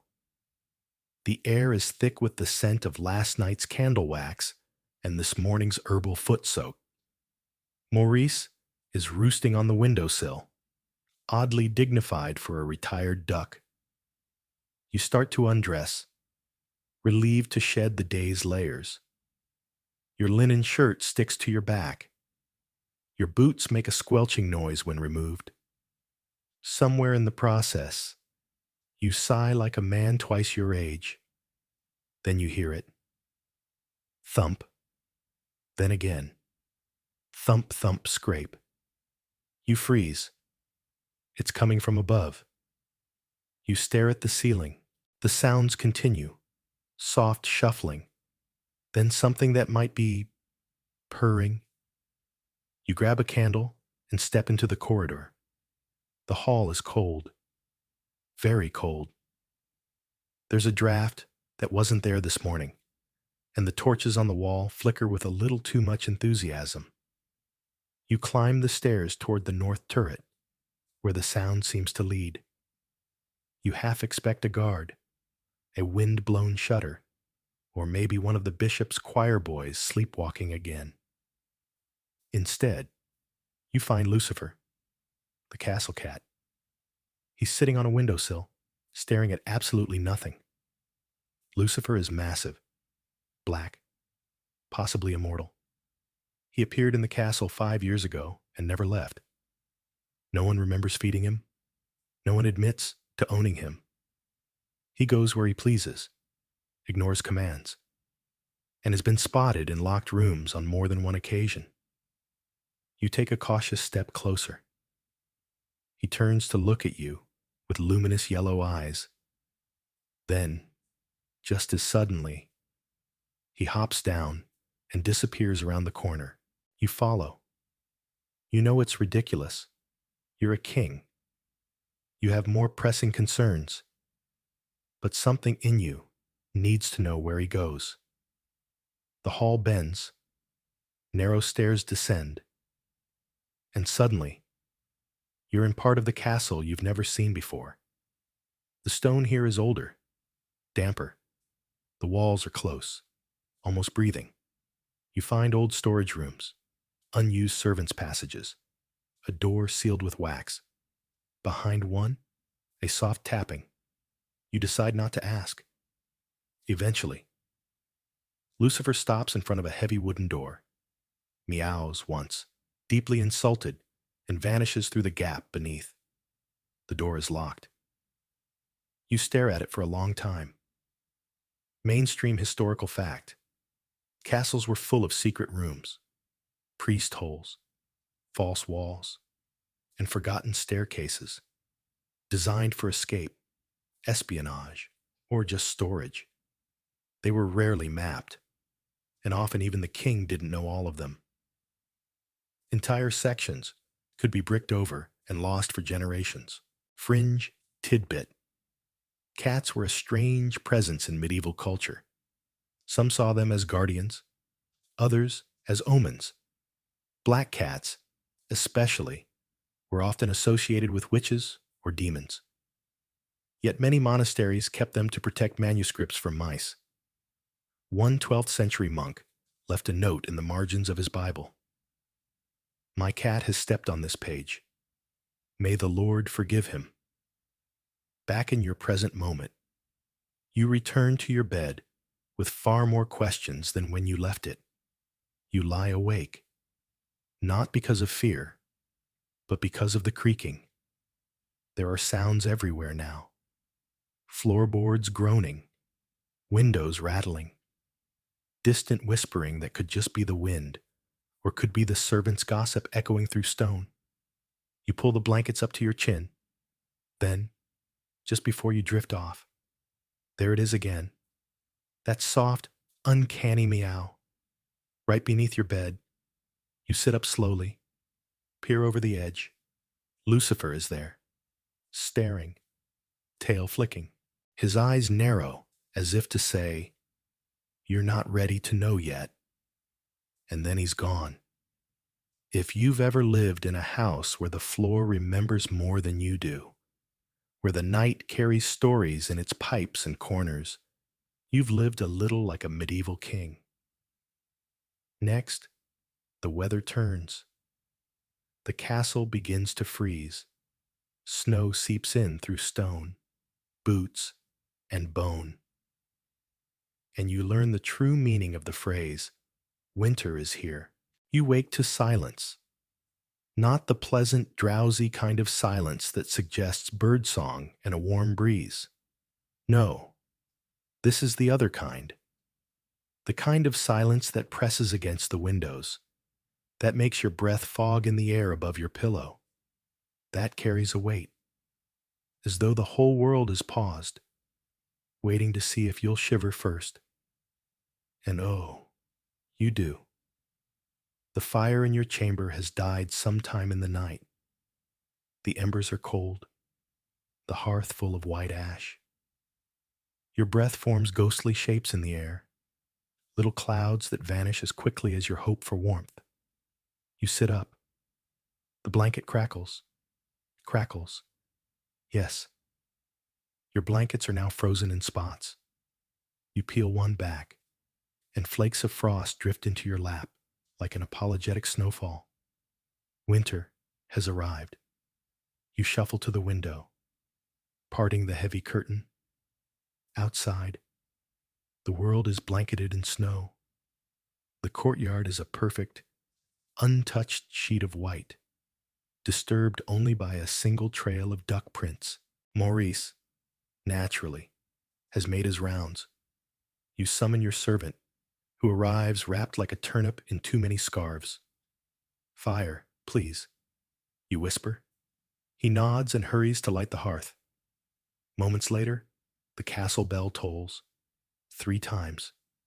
A low, sonorous ring that echoes through the stone like a warning from the earth itself. "First freeze," the servant says grimly. "Time to change the rushes and double the guards. People go strange this time of year." You nod, slowly. You're not sure what that means yet, but you will. Mainstream historical fact. Medieval castles were brutally cold in winter. Stone retains chill. Windows were drafty, if glazed at all. Most rooms had only one fireplace, and insulation was non-existent. People used layers, fur, hot stones and foot warmers, and prayer, mostly prayer. Fringe tidbit. Nobles sometimes wore fur-lined undergarments, slept in beds with warming pans full of coals, or even kept small dogs under the covers. In France, a common winter remedy was onion feet, placing sliced onions in your shoes to draw the cold downward. History is weird. You are bundled into thicker clothes than ever. A linen shirt, a quilted tunic, a fur cloak, wool hose, and slippers so stiff they could probably walk themselves. A hat is tied beneath your chin. You now resemble a suspiciously fancy onion. In the great hall, the fire blazes. People huddle around it like moths in velvet. The bishop is wearing 2 pairs of gloves and still shivering. Your steward complains that the wine is freezing in the goblets. A servant holds a candle to the spout to keep it flowing. Breakfast is hot, at least. Gruel with honey and cloves, and a trencher of bread fresh from the oven.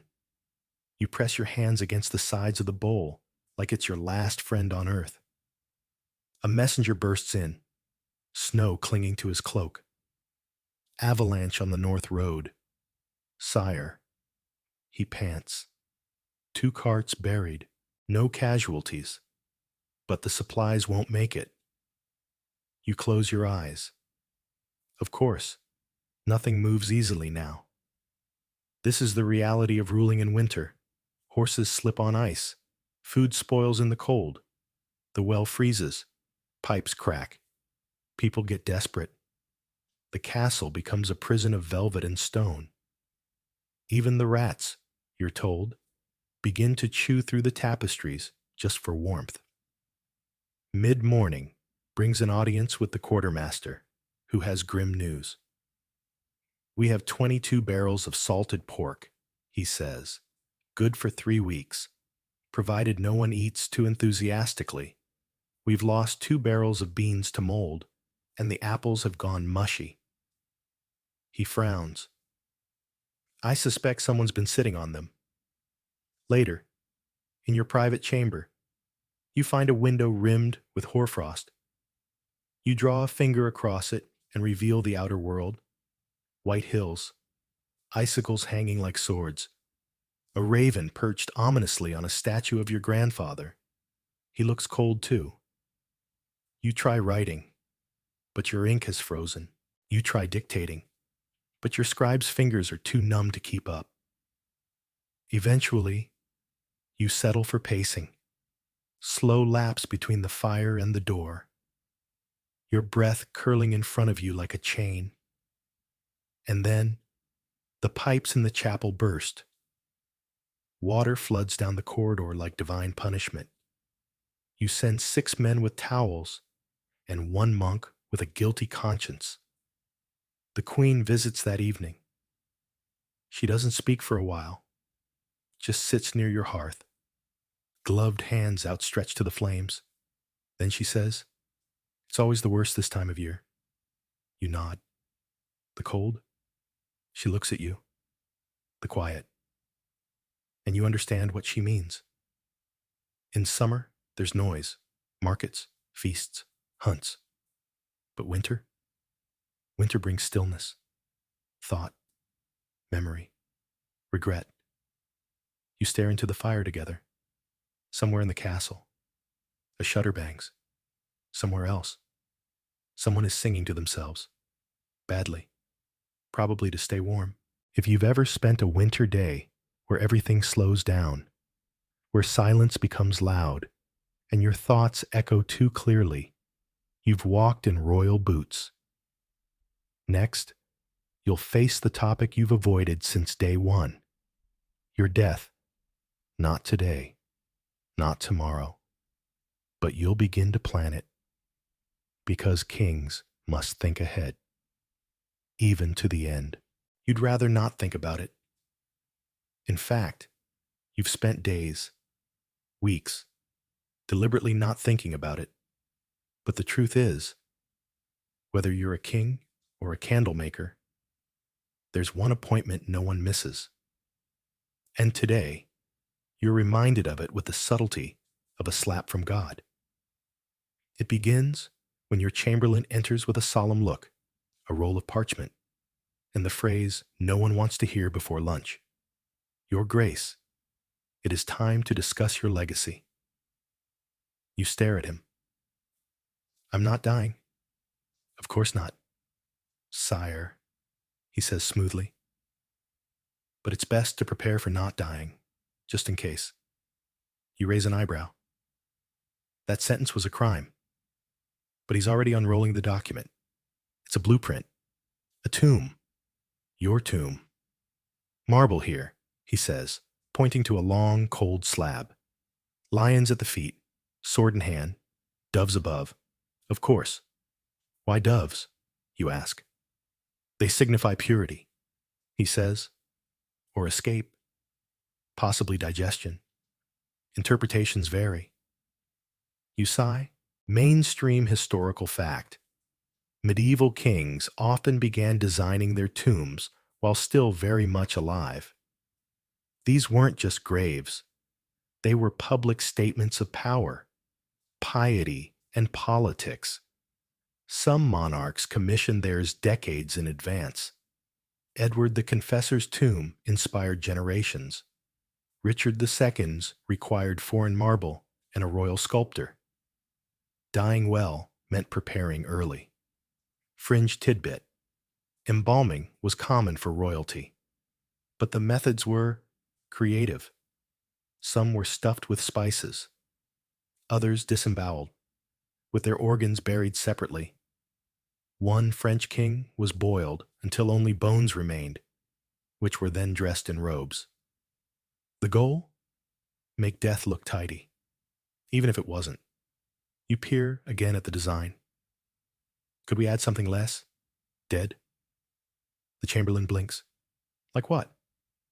Maybe a duck? Or an inscription with humor?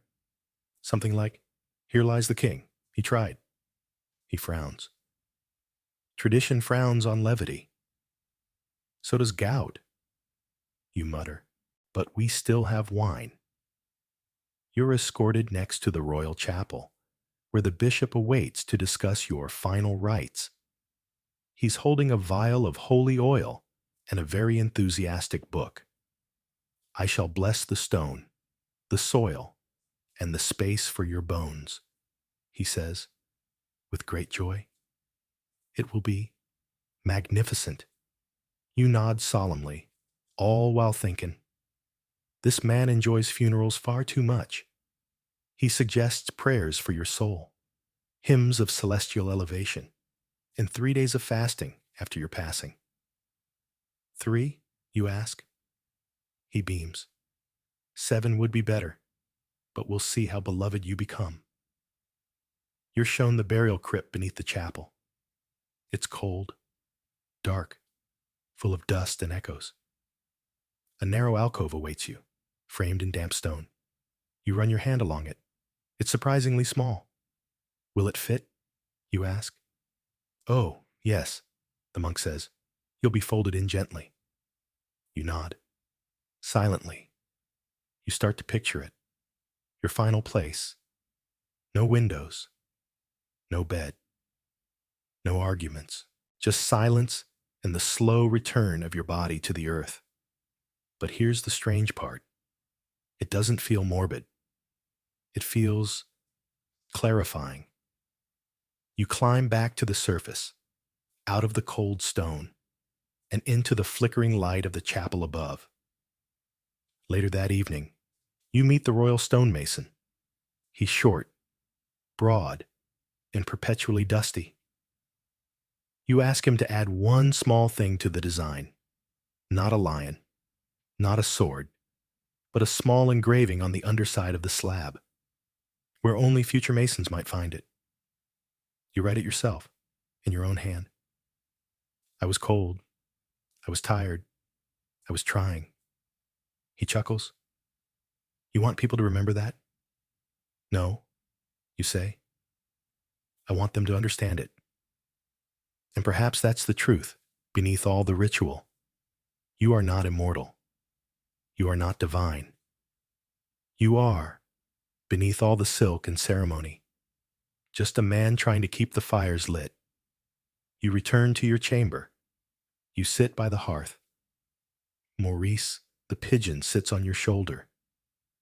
For a moment, the world is quiet. If you've ever looked ahead, just for a second, not in fear, but in acceptance, and asked yourself what trace you'll leave behind, you've stood in royal shoes. Next, you'll begin to fade from the story.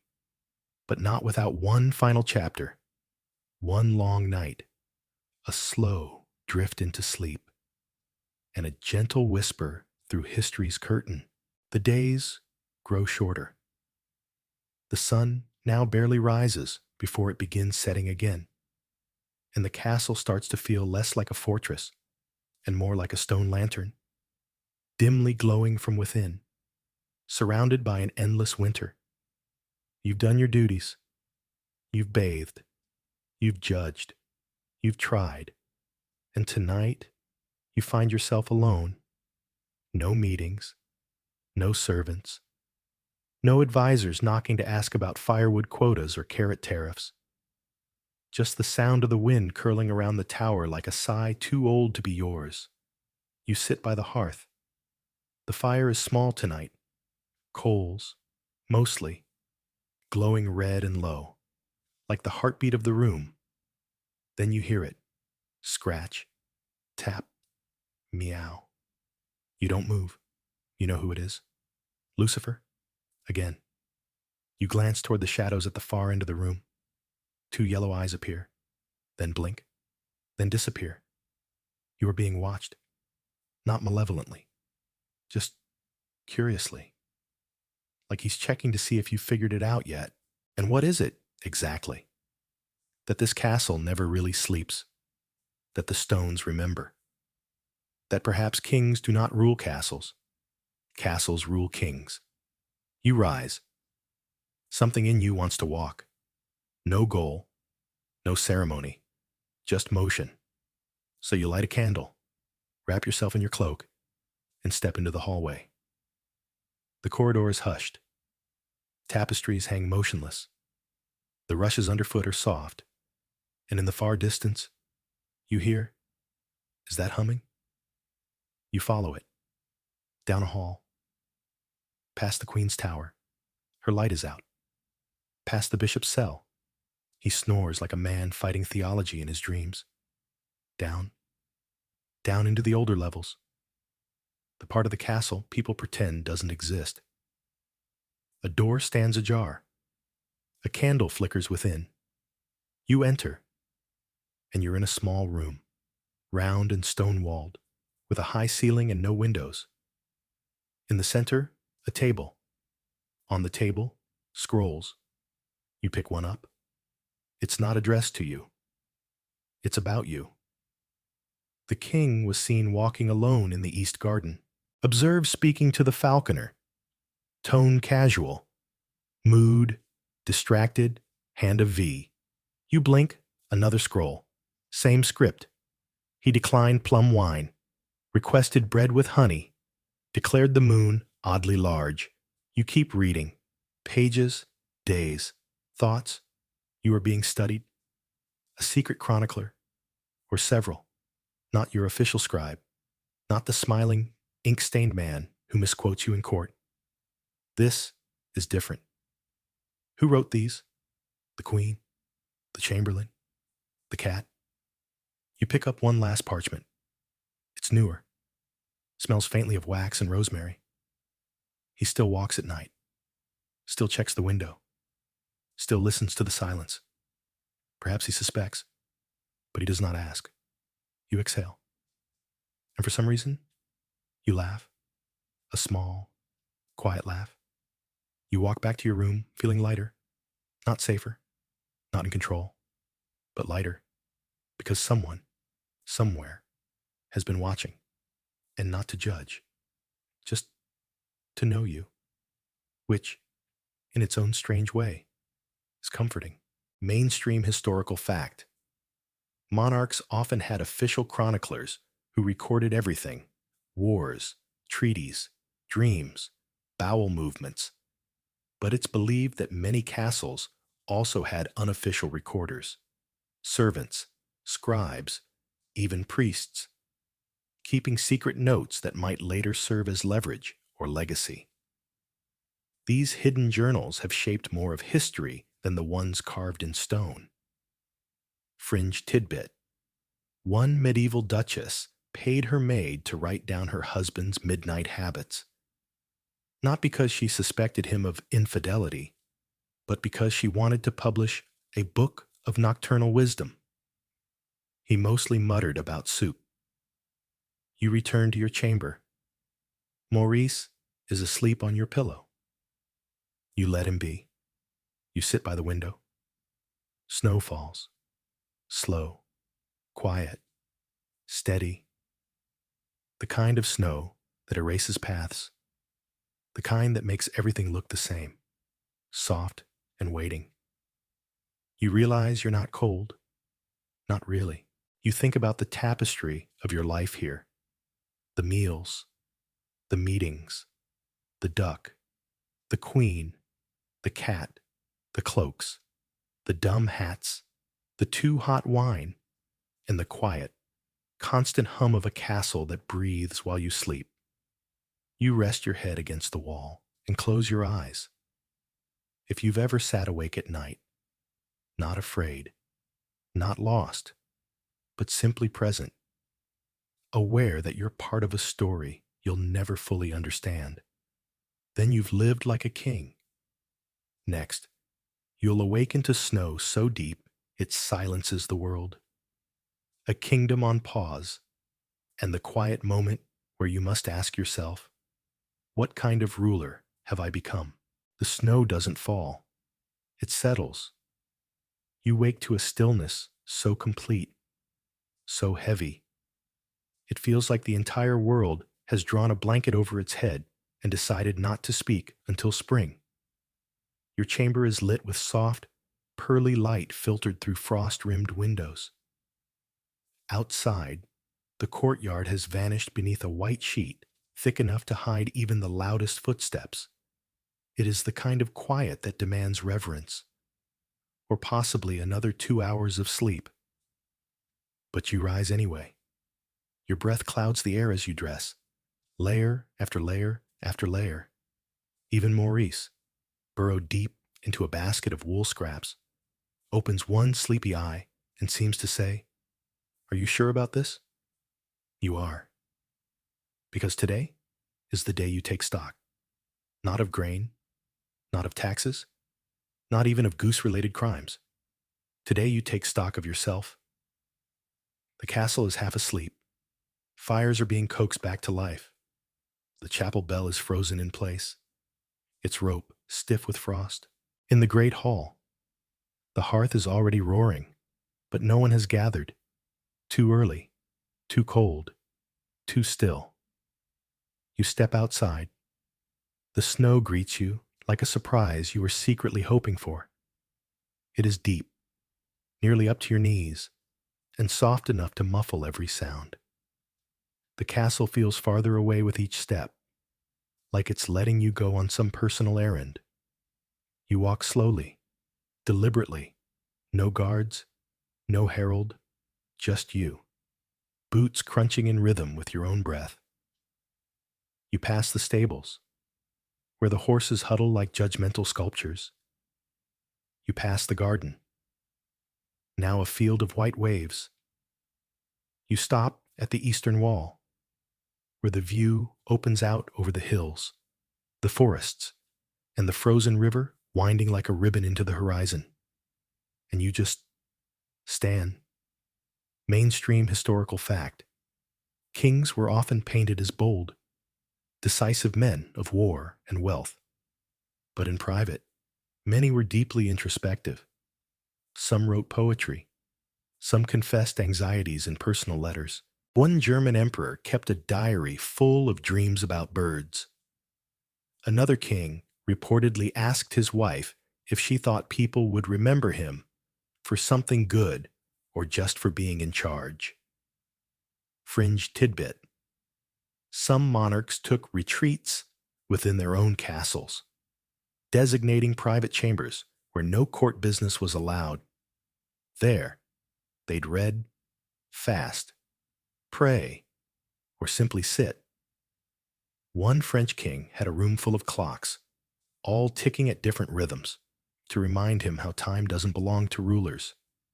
And here you are now, not ruling, not commanding, just standing in the snow, asking yourself the kind of questions that don't belong on scrolls. What have you done? What have you changed? Who have you become? You think of the goose thief, of the queen, of the monk who sings too loudly, of the cat who watches you like a judge who's seen too much, of the people who bow and the ones who don't, of the servants who heat your bathwater, of the boy who thinks you're a god, of the duck who thinks you're a chair. And slowly, you realize something important. You are not the king of a kingdom. You are the king of a moment held together by people and habits and frozen pipes and hastily written scrolls. A moment that will end, that must end, that has, perhaps, already ended a dozen times without anyone noticing. You sit on the stone bench by the tower wall. Snow collects on your cloak. You let it. You don't move. If anyone asked what you were doing, you'd say, listening, to the wind, to your breath, to the echo of footsteps you haven't taken yet. Eventually, you return to the castle. Inside, the warmth hits your face like memory. The fire crackles. The servants bustle. Someone is arguing about fish. You nod to them all, smile, say little. Because today, the best thing a king can do is be present. That night, you dine with the queen. You don't talk politics. You talk about soup. You sleep in your chamber with the window cracked just slightly, enough to feel the air, to let the castle know you're still listening. If you've ever stepped outside, just to feel something real against your skin, a breeze, a snowflake, your own heartbeat, you've ruled your own winter kingdom. Next, we draw closer to the end. You'll write your final message, pass the torch, and discover that even kings must eventually fade. The ink dries slowly. The castle scribe has been sent away. The advisors are at rest. Even the chamberlain, usually hovering like a thoughtful mosquito, has been banished for the night. You're alone at your writing table, by candlelight, composing your final royal letter. Not because you're dying, not quite, but because something inside you has started to let go.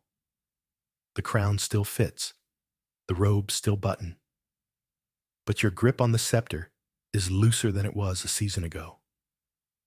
The castle feels quieter now, not in the way of snow or stillness, but in the way of endings.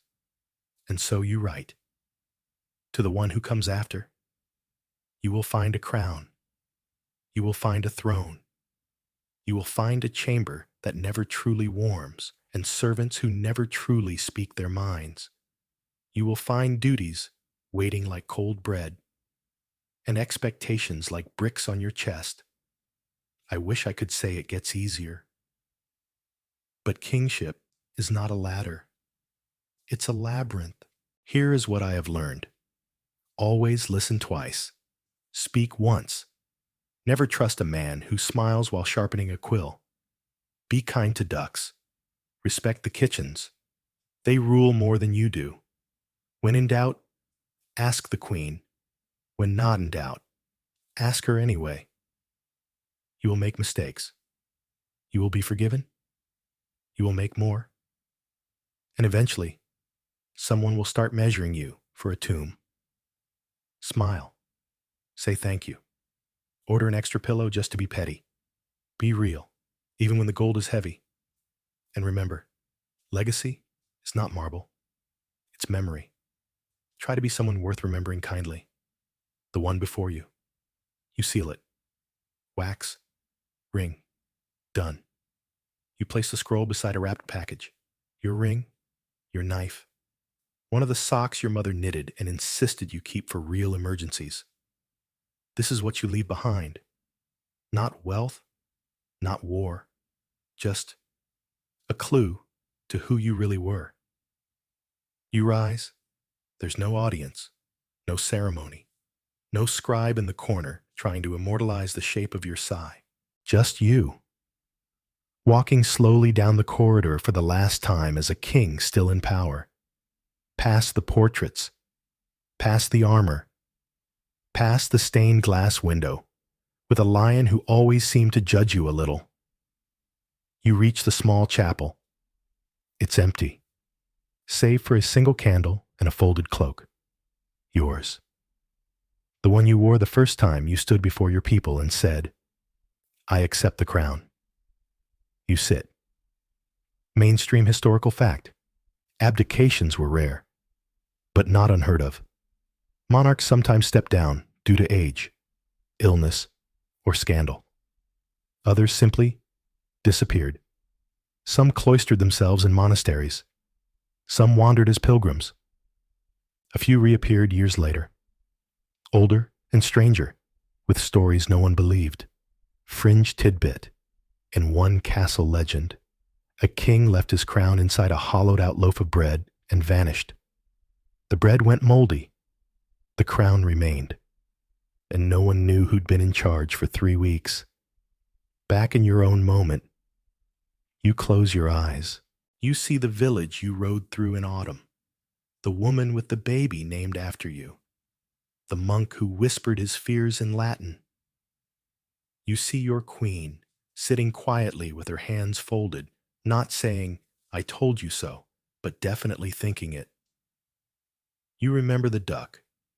You remember the snow. You remember that once. You ruled nothing, and it was still a kind of peace. So what happens now? Someone else will take the crown. Someone else will sit through long meetings and taste suspicious wine. Someone else will be accused of goose theft and blamed for poor weather. You? You'll become a whisper, a footnote, a face in a faded mural with soft eyes and tired shoulders. And honestly, that's fine. If you've ever walked away from something with love, not because you were defeated, but because you knew it was time, that's kingship. 2.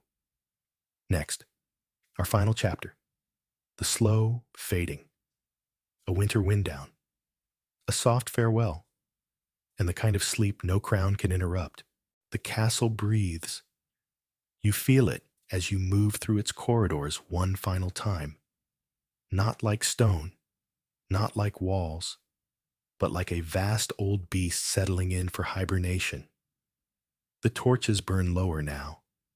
The rushes are soft underfoot. Every creak of timber sounds more like a yawn than a groan. You've left instructions. You've passed the key to the chamberlain. You've spoken your final blessings over bread and duck and friend. There's nothing left to do but fade. You take one last walk through the chapel, where the bishop is napping in a pew, murmuring Latin in his sleep. Through the kitchens, where the cook is singing to a pot and not caring if the pot answers. Through the servants' passageways, where footsteps pause when they see you, and then nod, quietly, as if to say, "We see you now." You return to your chamber just before dusk. The light is golden, stretching through the frost-touched window panes, like fingers trying to hold on. Your bed has been turned down. Maurice is already curled up at the foot of it, one eye open, always watching. You remove the last of your royal garb, the ring, the heavy cloak, the embroidered sash. You fold them gently. They feel lighter than they did when you first wore them. You pull the covers over your legs. You sigh, not from sorrow, from relief. No one calls for you. No one knocks. You've made sure of it. The fire crackles softly.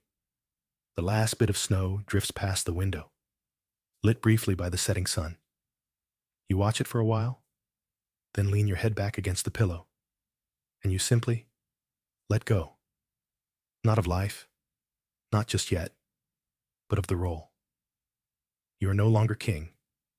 You are a man, tired, content, real, mainstream historical truth. Every reign ends, some with banners, some with swords, and some, like this one, with a quiet surrender. Most kings are remembered not for what they conquered, but for how they left. Fringe tidbit. In one little-known English folktale, an old king faked his own death just to hear what people would say. They wept. They cheered. One called dibs on his boots. He returned a week later, disguised as a minstrel.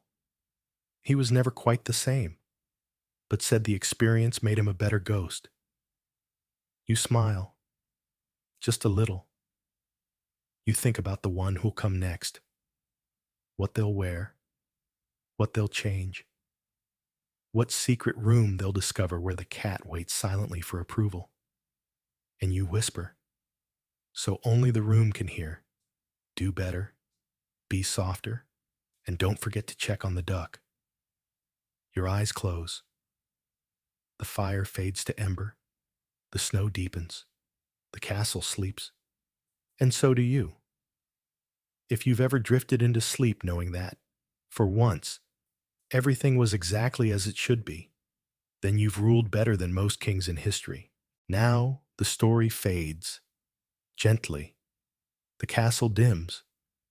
The snow falls without a sound. You are warm under the covers, safe in a world of stone and stories, where nothing can reach you except dreams. The people of your kingdom will remember your reign as quiet, a little odd, occasionally interrupted by geese, but mostly kind. The way you walked the corridors, the way you listened, the way you ruled with a curious heart. Outside, the snow thickens. Inside, the fire glows low and soft. The great hall is empty, the tapestries barely moving. The duck, still snoring in his basket. The servants are asleep. The queen sleeps. Even Lucifer, the cat who never sleeps, curls beside the hearth, tail flicking slowly in contentment. No torches need to burn tonight. No bells need to toll. No audience needs to gather. Because this chapter, this long, gentle drift through a world both strange and familiar, is ending now. And you've made it. Through bathwater and boiled eels, through scrolls and snowstorms, through politics and poetry and pigeons with attitude. You were a king. You were, and now you are still, and safe, and warm. Let your breath slow. Let your limbs soften. Let sleep take you, in its quiet, royal way. You've ruled well. You've earned your rest. Sleep now. Sleep deep. The weird superstitions of medieval nobles. We're diving into something delightfully strange, because you, dear listener, are about to walk in the soft, velvet-lined slippers of a medieval noble with a rather severe fear of Wednesdays. Yes, Wednesdays. Imagine this. You wake up in a drafty chamber, wool blanket clinging to your skin, a tapestry of Saint Sebastian frowning gently at your bedhead. Outside, the castle hums to life, sparks in the hearth, footsteps in the corridors, the jingle of a kitchen ladle somewhere far below, and then someone knocks on the door and says, in the calmest voice they can muster, "My lord, it's Wednesday." You freeze. Your steward enters. He's already removed his shoes, tied rosemary sprigs to his belt, and is carefully avoiding eye contact with any mirrors. He knows the rules. Everyone knows the rules. Because for medieval nobles, especially the superstitious ones, Wednesday was the day when nothing should be done, or rather, nothing good could be done. Marriages, cursed, travel, delayed, tooth extractions, absolute disasters. You sit up slowly, remembering. Wednesdays belong to Mercury, not the element. but the Roman god, the trickster, the messenger, the one who likes to mess with your plans, your paperwork, and your marriage prospects. Astrologers, whom nobles consulted with more dedication than priests, warned that Mercury's influence could cause mental distraction, miscommunication, and unlucky digestion, which is a real shame, because you are going to sign a grain treaty today. You don't. You send a pigeon instead. The pigeon seems fine with it. Mainstream historical fact. Many medieval nobles, especially those in high society, were born under astrologically sensitive signs, had personalized calendars drawn up by court astrologers. These were filled with warnings about which days to avoid for contracts, battles, even haircuts. Wednesday, ruled by Mercury, was often blacklisted. Fringe tidbit. One noble in 14th century Provence refused to eat anything that had touched salt on a Wednesday, believing it turned his stomach to glass. He reportedly had a special servant whose only job was to sniff his food for salt residues. Your breakfast today is honeyed oat porridge with no garnish.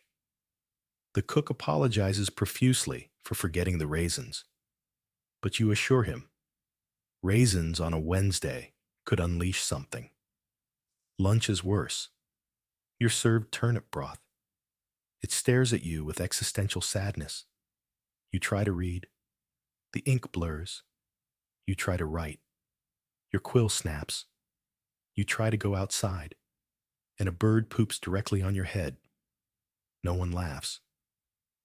Because even the guards know this is a Wednesday omen, and not a good one. The rest of the day is spent quietly doing nothing. Well, nothing important. Your steward brings in the herbalist, who offers to balance your humors with a paste made of rose petals and cooled garlic. You say no. She insists. You say no again. She begins to cry.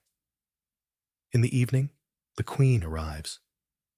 She too has changed into her Wednesday robes, which are dark blue and slightly damp. I tripped in the corridor, she says. You nod knowingly. Mercury, again. You both sit in silence, sipping warm spiced wine that someone assures you was made on a Monday. You talk about nothing. You scratch Maurice behind the ears. He has also stopped moving today. It's wise. But underneath the surface, you begin to wonder, why fear a day? Why give your power over to the calendar? Why spend 1/7 of your life waiting for the sky to feel safe again? And yet, you do. Because superstition isn't always about logic.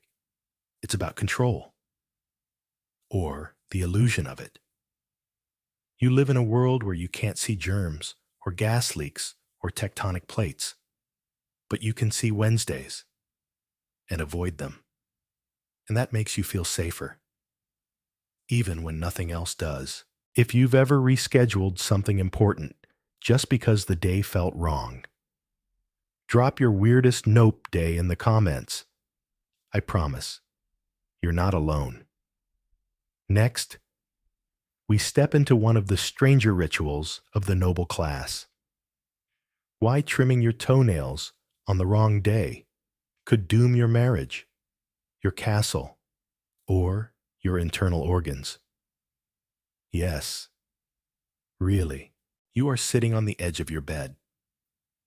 The morning light is soft, filtered through the frost-laced windows like candle smoke. The castle is quiet, too quiet, and your chamberlain is whispering something you can't quite make out. Not today, my lord. Not with the moon and waning Gemini. You blink. You look down. Your foot is bare. And in your hand, a tiny silver knife. Because today, you were planning to trim your toenails. But now, the chamberlain's lips are trembling. A page has fainted near the curtains. Someone outside is quietly scattering sage on the threshold. Maurice the pigeon, perched on the headboard, lets out a single, low, nope-sounding coo.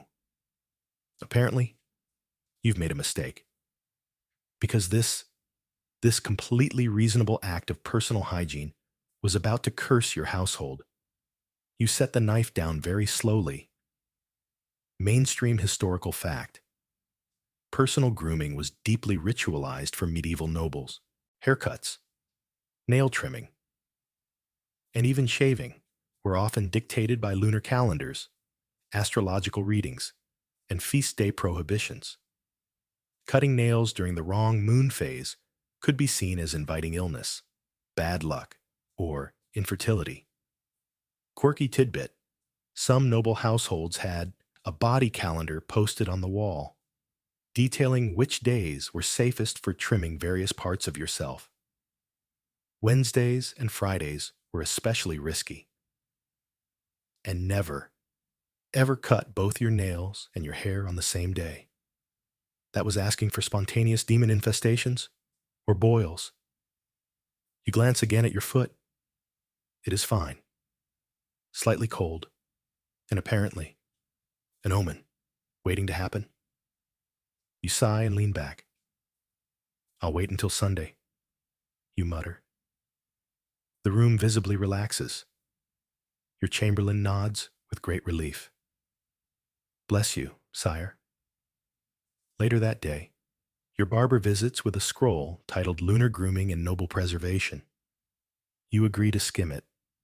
You don't. Instead, you remember that last time you trimmed your nails during a waning moon. You got a splinter, a toothache, and an argument with a goose merchant that lasted 3 weeks. Coincidence? Maybe. But here's the thing. You don't live in a world of coincidence. You live in a world where the wind direction, the way your spoon tilts in your soup, and whether or not your left boot creaks on the stairs, all mean something. Every action has consequence. Every gesture, a ripple. That night, you overhear 2 maids whispering in the corridor. He did it once, one says. 3 years ago. They say his soup never boiled properly again. You stifle a laugh, but the superstition runs deep. In some castles, nail clippings were burned to prevent witches from using them to hex the clippers. Others were buried at crossroads. One particularly cautious duchess insisted hers be sealed in beeswax and thrown into the sea, so the tide may carry the harm away. In your own household, the tradition is gentler. Clippings are collected in a little pouch and hung over your bed for 3 nights, then offered to the hearth with a sprig of thyme. It's weird, but it smells nice. You remember your grandmother used to say, "Cut nails in shadow, and your future will too walk in shade." You didn't understand it then. You barely understand it now. But somehow, you know exactly what she meant. If you've ever postponed something ordinary, like shaving, or cutting your nails, or changing your sheets, because it just didn't feel like a good time, congratulations, you've lived nobly. Next, we journey to the breakfast table, where nobles consult egg whites and water to divine their fortunes.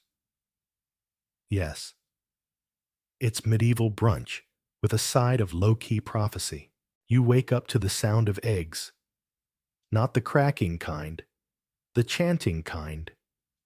Down the hall, someone is humming a tuneless melody that seems to involve the phrase, "Circle within yoke, spirit awake." You pull on your robe, open the door, and find 3 of your kitchen staff crouched in a triangle, peering into a bowl of water like it's whispering state secrets. You blink. Is this breakfast? One of them, Marta, the one with the constant goose feather in her braid, smiles sheepishly. No, my lord. It's the egg ritual for the day's signs. You nod slowly. Carry on, then. You're used to this by now. Welcome to ovomancy, the noble art of looking into raw egg whites suspended in water to predict the future.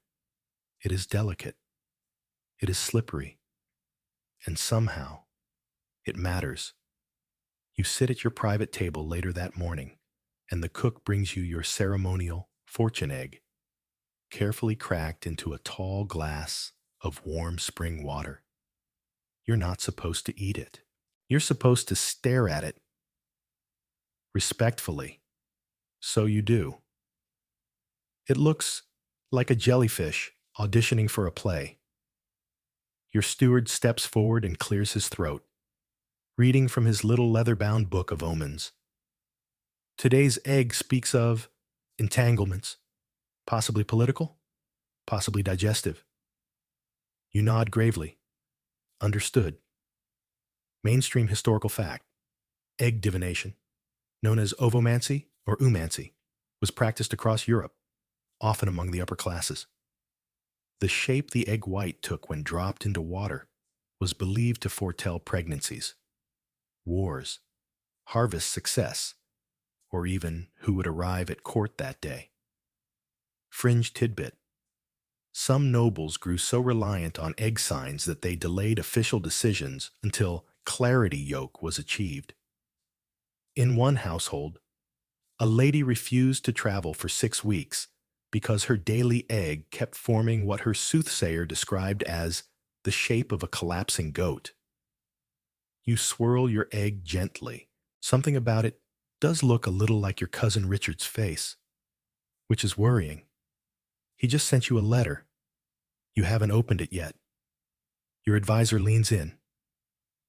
Perhaps a soft warning, my liege, or a need for toast. You reply. The table chuckles politely, but there's an edge to it, because these things aren't funny exactly. They're part of the rhythm, the hum beneath noble life. You may wear fine clothes and rule over fields and bannermen, but when it comes to the unknown, you defer to eggs. Sometimes the egg is placed in front of mirrors.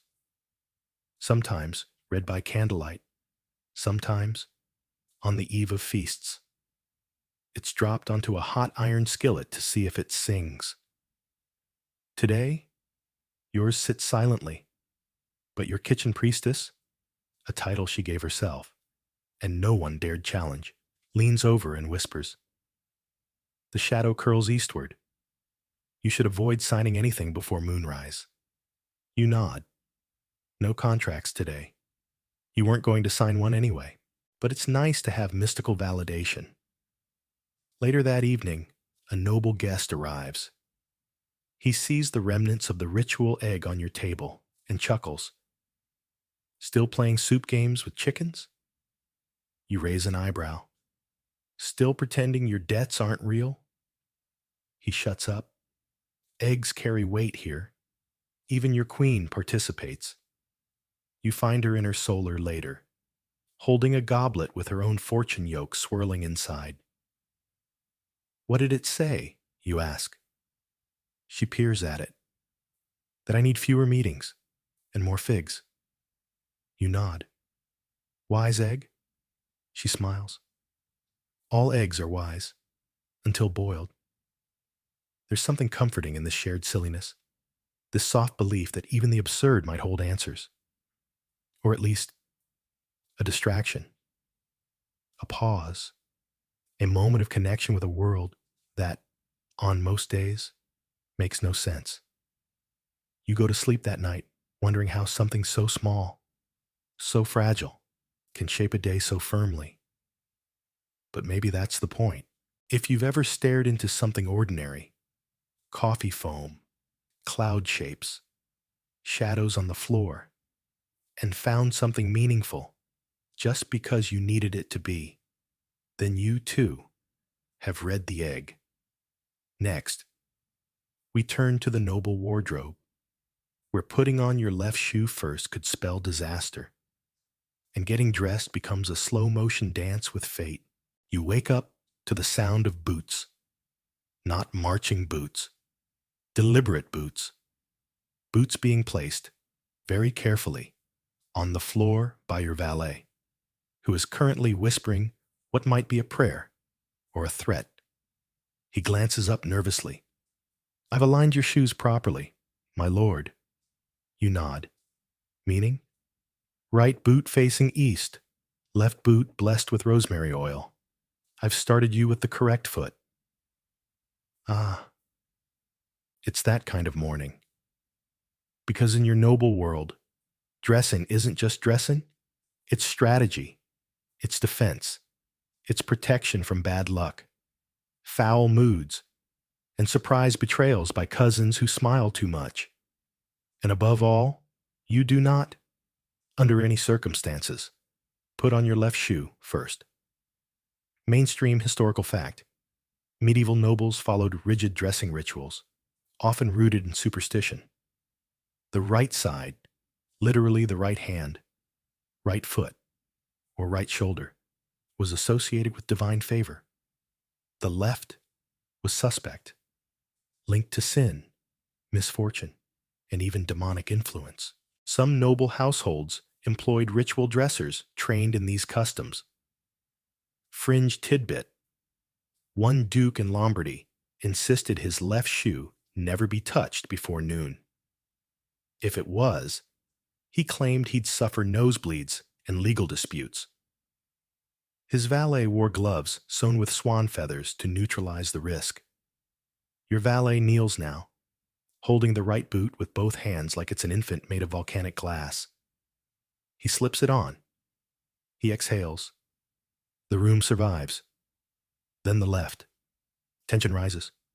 He pauses. "Do I proceed, my lord?" You look him straight in the eye. "Has the pigeon circled the tower today?" He hesitates. "Once, counterclockwise." "Proceed." He does. Boot secured, castle intact. You stand. But the ritual doesn't end with footwear. No, no. Your tunic must be pulled over your head while facing the hearth. Your belt must be buckled with the left hand while thinking of your grandmother. Your cloak must be clasped only after saying the word stillness under your breath. You think this is excessive? Well, let me remind you of the day you skipped the belt blessing. You tripped over a courtier, spilled soup on a bishop, and sneezed into your own wine. You never skipped again. Today, your outfit is a layered triumph. Linen undershirt, woolen tunic, green overdress embroidered with constellations, because Venus is in retrograde, and a fur-trimmed cloak for general nobility points. Your steward claps twice. This means you may now put on your hat. But wait, not just any hat. Today is a mercurial day. That means your hat must have at least 3 corners and must never, never be placed on a table. Hats on tables call down accidents, or mice, or both. You adjust it yourself, just to be safe. And now you're dressed, and you've survived it. But still, you hesitate at the door. You lift your right foot. You breathe in. You exhale. You step. Because getting dressed in a noble household is less about appearance and more about alignment. You are preparing your body to move through a world ruled by portents and whispers.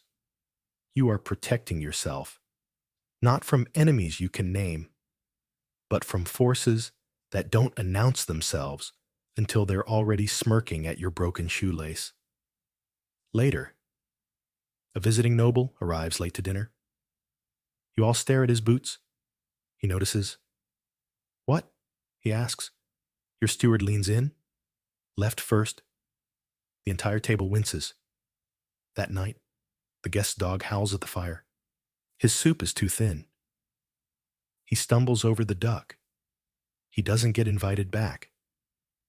If you've ever gotten dressed and thought, "I need this outfit to protect me from the chaos today will surely bring," then you, dear listener, have dressed like a noble. Next, we tackle the fashion faux pas of medieval elites. The color green, beautiful in nature, disastrous at a wedding, and, according to one noble, the color of mold, mischief, and minor demons. You spot it before she even enters the hall. A ripple of whispers, a collective intake of breath, a fork drops, a pigeon hiccups, and then she appears, Lady Avinia of Cheriton, wrapped head to toe in a shimmering, billowing gown of emerald green. The horror is immediate. A nearby courtier mutters something about inviting frogs into the bloodline. Another gently turns his wine goblet upside down, as if to say, I do not wish to participate in whatever fate this woman has just summoned. You shift slightly in your chair, not in judgment, in self-preservation, because even though her gown is objectively stunning, to wear green at a noble feast, especially in springtime, is to ask for strange dreams, spoiled stew, and possibly an affair with a man who collects teeth, because green is cursed. Mainstream historical fact. In medieval Europe, green was a deeply ambiguous color. It symbolized fertility and rebirth, but also instability, deception, and the supernatural.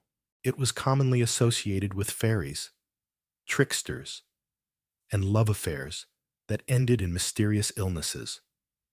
Nobles, particularly women, were often warned not to wear green during weddings, courtship, or childbirth. Fringe tidbit. One noblewoman in Burgundy blamed her miscarriage on a green ribbon. Another knight reportedly refused to duel anyone wearing green, claiming it made swords curve unnaturally. It didn't, but he was later struck by hail indoors. So people let it slide. Lady Avinia, meanwhile, is entirely unbothered. She sits, she smiles. She waves her sleeve dramatically enough to stir someone's wine, and you swear the duck glares at her. You lean toward the queen. Is she cursed, or just fearless? The queen sips her tea. There's a fine line. You remember the first time you wore green. It was a doublet, a soft pine-colored thing your tailor insisted was all the rage in Verona. That afternoon, your horse sneezed on you. Your cousin announced a surprise engagement to your ex, and your toenail cracked in your boot. You burned the doublet, slowly, respectfully. Green continues to haunt the halls of fashion. It shows up in embroidery and accessories, but never in dominant fabrics. A splash? Fine. A gown? Bold. A wedding veil? Call the bishop. One noble poet once wrote, green is the color of lies whispered under moss. Another described it as the hue of promises not meant to keep. Even now, tapestries with green threads are dusted more frequently, lest the ivy come alive and strangle someone mid-dinner. In some households, green is considered a testing color. Servants wear it when confessing secrets. Guests are seated near ivy garlands if they've recently lied. One duke wore it during tax season to see which nobles would make eye contact. Most did not. Tonight, you can't stop staring at Lady Avinia. Her earrings are shaped like tiny frogs. Her shoes, of course, are green velvet with gold stitching in the shape of leaves. Even her goblet appears to glow with a strange herbal shimmer. You don't touch yours. A toast is raised. You barely drink. Later, during the dancing, she glides across the floor as if pulled by moonlight. People part for her like she's a walking sneeze. And when she leaves, the silence she leaves behind is palpable. Someone whispers, she'll vanish before dawn.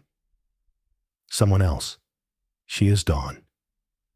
You retire to your chamber, a little shaken. You stare at the fire and wonder what it means to fear a color. And then you realize it's not the color. It's what the color represents. Green is change. Green is chaos.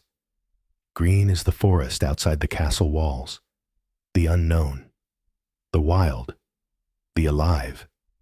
And you're trying to keep things controlled, ordered, static.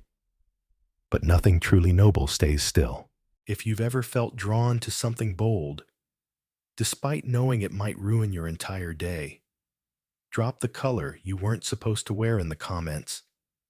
You're in good fashionable company. Next, we visit the noble lapdog, adorable, snuggly, and, according to multiple barons, crucial for absorbing disease, envy, and the occasional roaming spirit. You are trying to sit. Really, you are.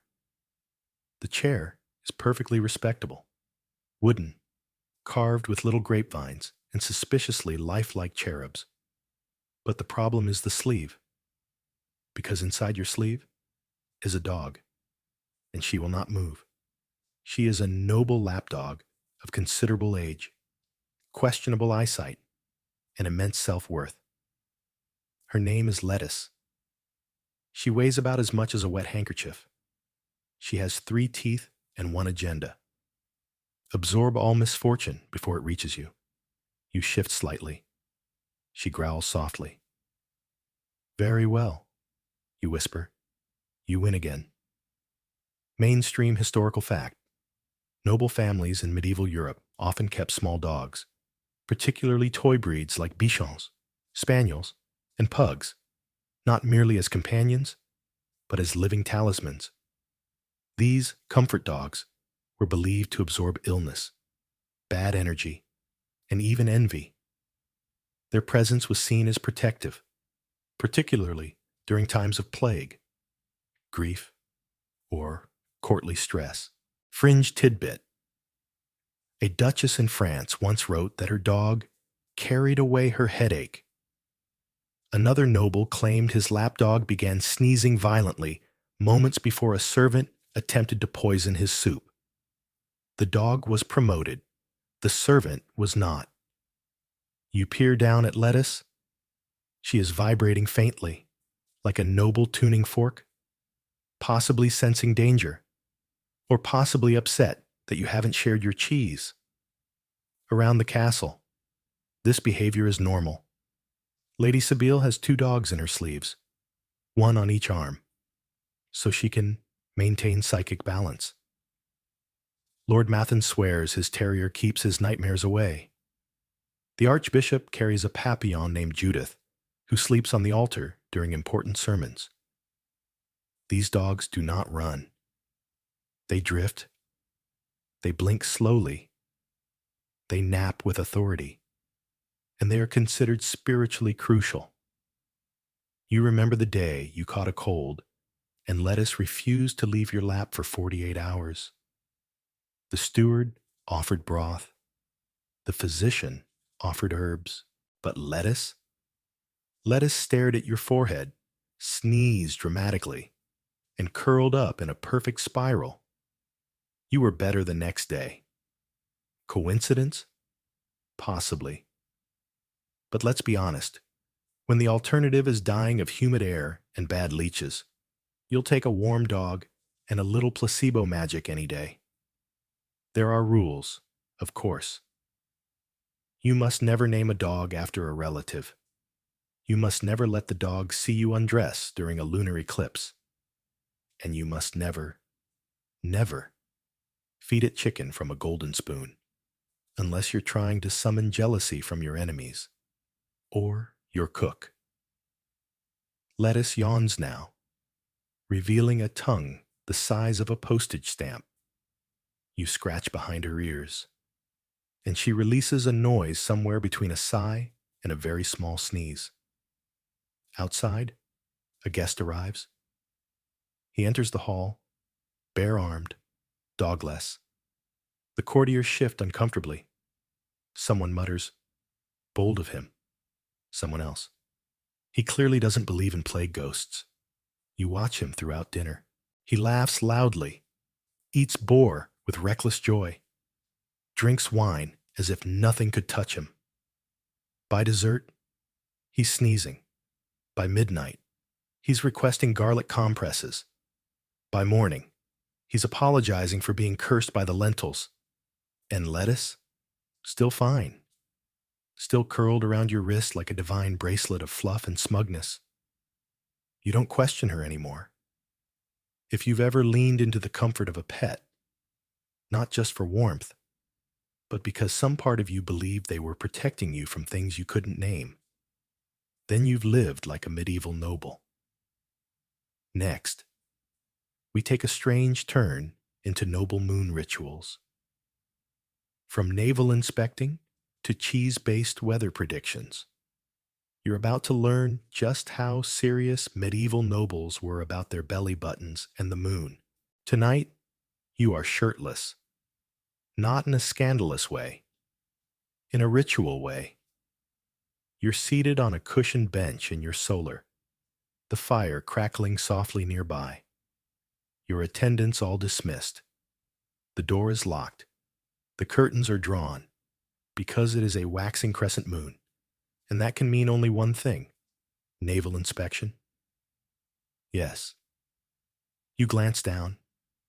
There it is, your noble belly button, staring up at you like a small, slightly confused oracle. Mainstream historical fact: lunar phases were deeply important in medieval noble life.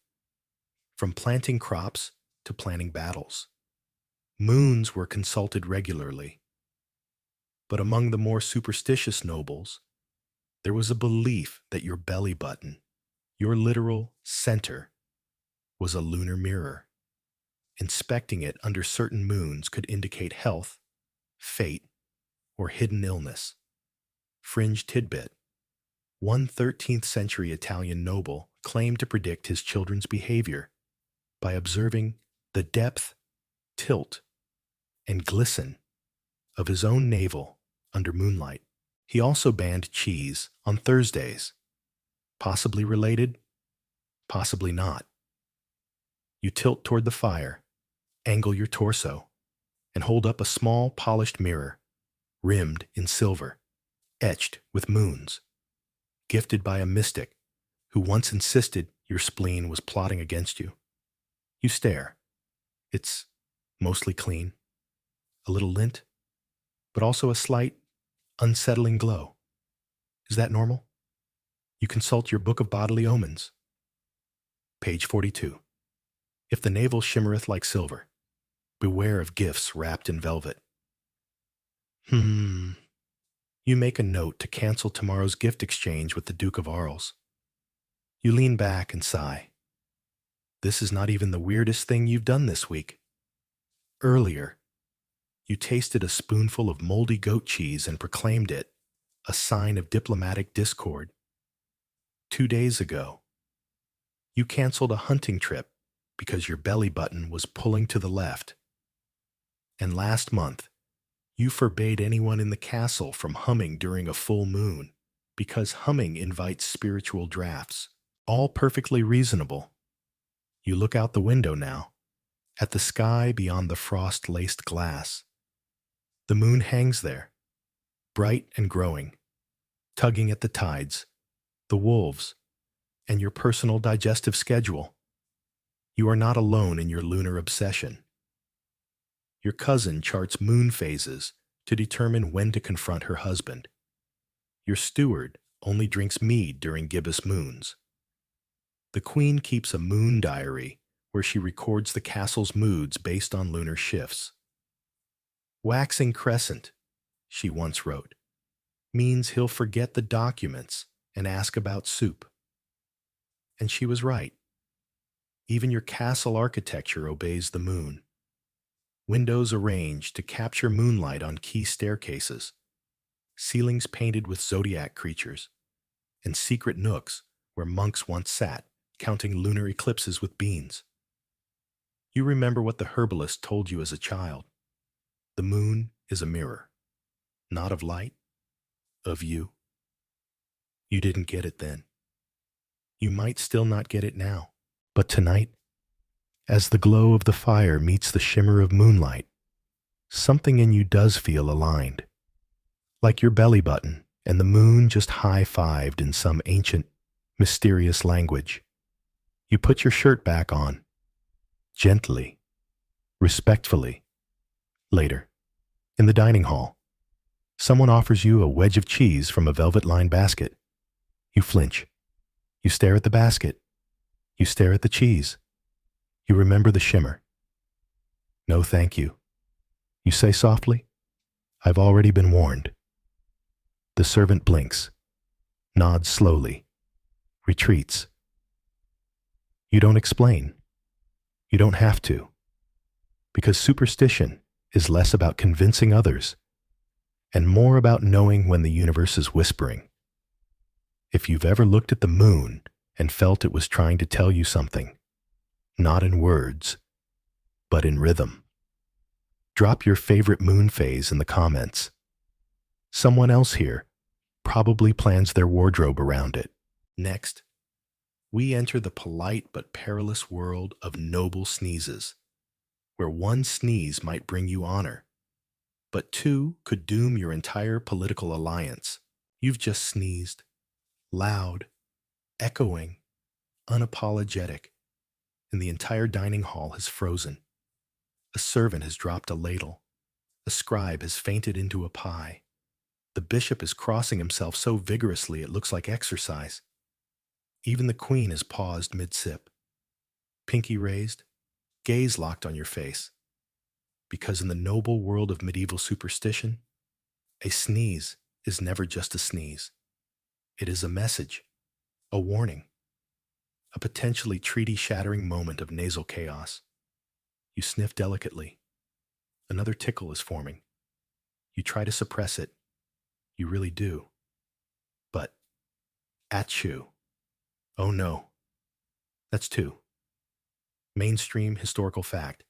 In medieval Europe, sneezing was steeped in symbolism. A single sneeze was sometimes seen as the body expelling evil spirits.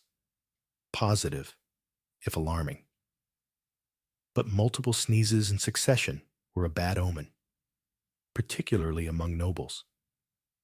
Double sneezes could signal dishonesty, death in the family, or divine disapproval. Some courts had entire etiquette rules about when, how, and how many times it was acceptable to sneeze. Fringe tidbit.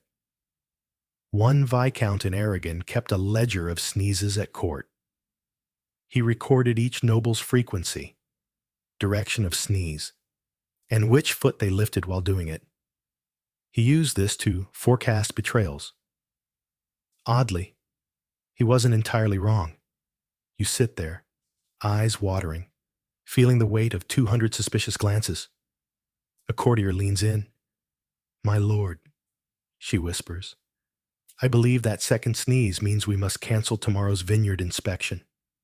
You nod gravely. Of course, grapes are very absorbent.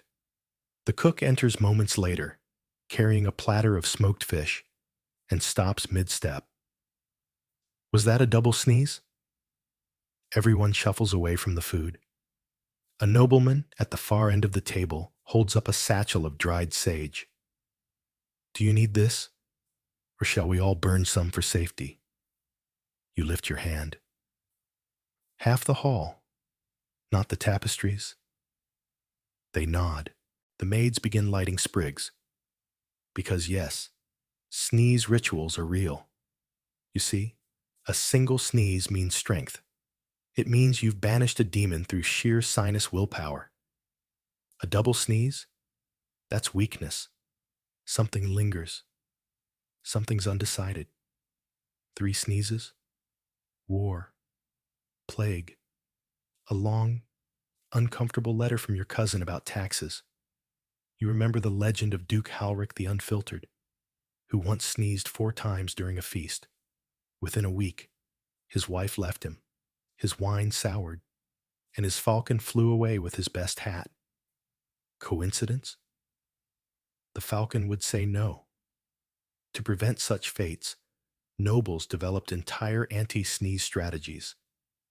Your own steward insists on wearing a garland of dried mint around his neck.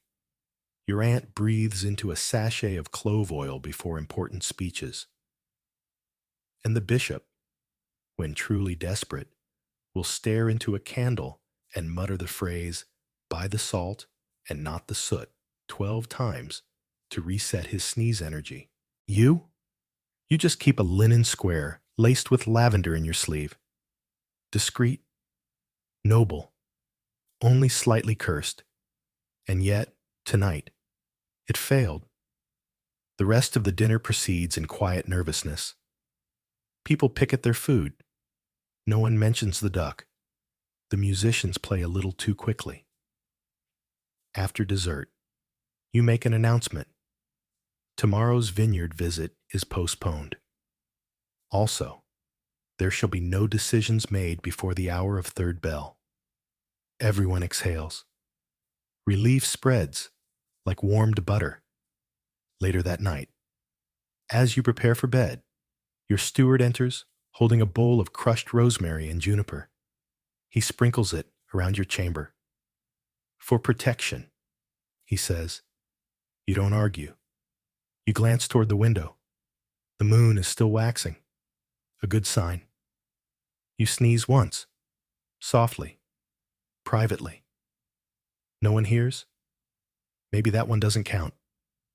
If you've ever sneezed in public and felt like it ruined your whole vibe, tell us how many sneezes it took. We're all keeping score, just like the Viscount. Next, we tiptoe into the nighttime rituals of noble women terrified of cursed combs, bewitched mirrors, and hair that reveals secrets to the wrong kind of moonlight. Tonight, you're in the Queen's solar, not as ruler, not as husband, not even as curious bystander. You are here as witness, because brushing one's hair, yes, brushing hair, is no ordinary task in the noble world.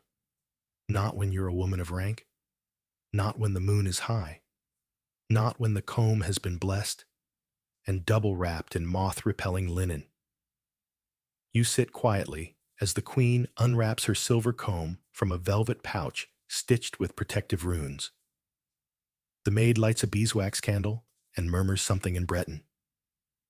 A small pewter dish filled with crushed rosemary and ground tourmaline is placed on the floor. And from behind a curtain, a cat emerges, summoned, it seems, by ritual. Her name is Agatha. She blinks once, then curls up beside the dish. A living perimeter, and then it begins. Mainstream historical fact. In the medieval period, hair care was deeply symbolic, especially for noble women. Hair was associated with sensuality, health, and personal power. Combing the hair wasn't just grooming. It was a ritual of spiritual hygiene. Many believed combs could carry negative energy, and that mirrors could trap or reveal souls if used carelessly, especially at night. Fringe tidbit: one 15th century duchess refused to use mirrors after sunset for fear they would leak the shape of her sins. She reportedly had her hair combed only by women born during the waxing moon, and only while Gregorian chants played faintly from another room. The Queen closes her eyes. The maid begins to comb, carefully avoiding any tugs, as that might wake bad dreams. Each stroke is slow, accompanied by whispered affirmations. You're not allowed to speak. You remember once teasing her about this, lightly, fondly, and the next morning you woke up with a rat's nest of tangled hair and a dull ache in your teeth. Coincidence? Maybe. But you didn't joke again. Tonight, the air smells of lavender and old books. The fire crackles softly. The shadows move gently, as if they too have learned not to startle the Queen during hair hour. The mirror on the table is covered with silk, always covered at night. because you never, ever look into a mirror after sundown. Not unless you want to see something extra. The superstition says mirrors can store echoes. If you stare too long, you might see something watching back. A forgotten regret, a lost ancestor, a former suitor with unfinished complaints about dinner parties. And if you comb your hair while looking into one, it's said your hair could memorize secrets and betray them in your sleep. You think this is dramatic? Perhaps. But then again, you've seen how often nobles blame combs for bad dreams, bad crops, even bad poetry.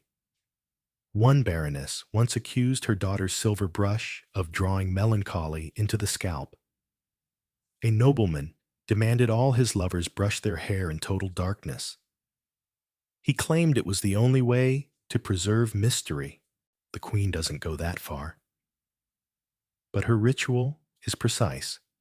12 strokes, clockwise, 3 sips of fennel tea between braids, 1 hairpin dipped in rosemary oil and pressed against her temple to seal clarity.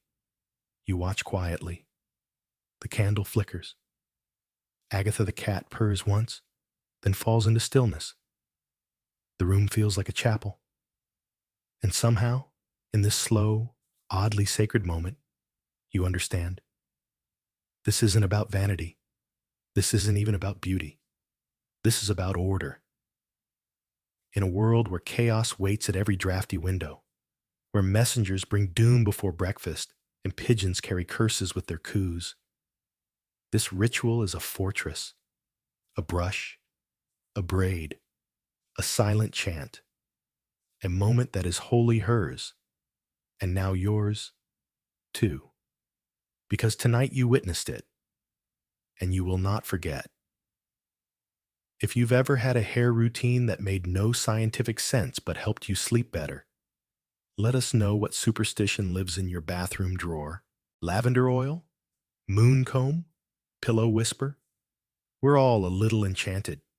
Next, we stir the cauldron, gently, cautiously, and explore the strange, noble practice of drinking wine laced with powdered lizard, snake scales, or dried frog tongues.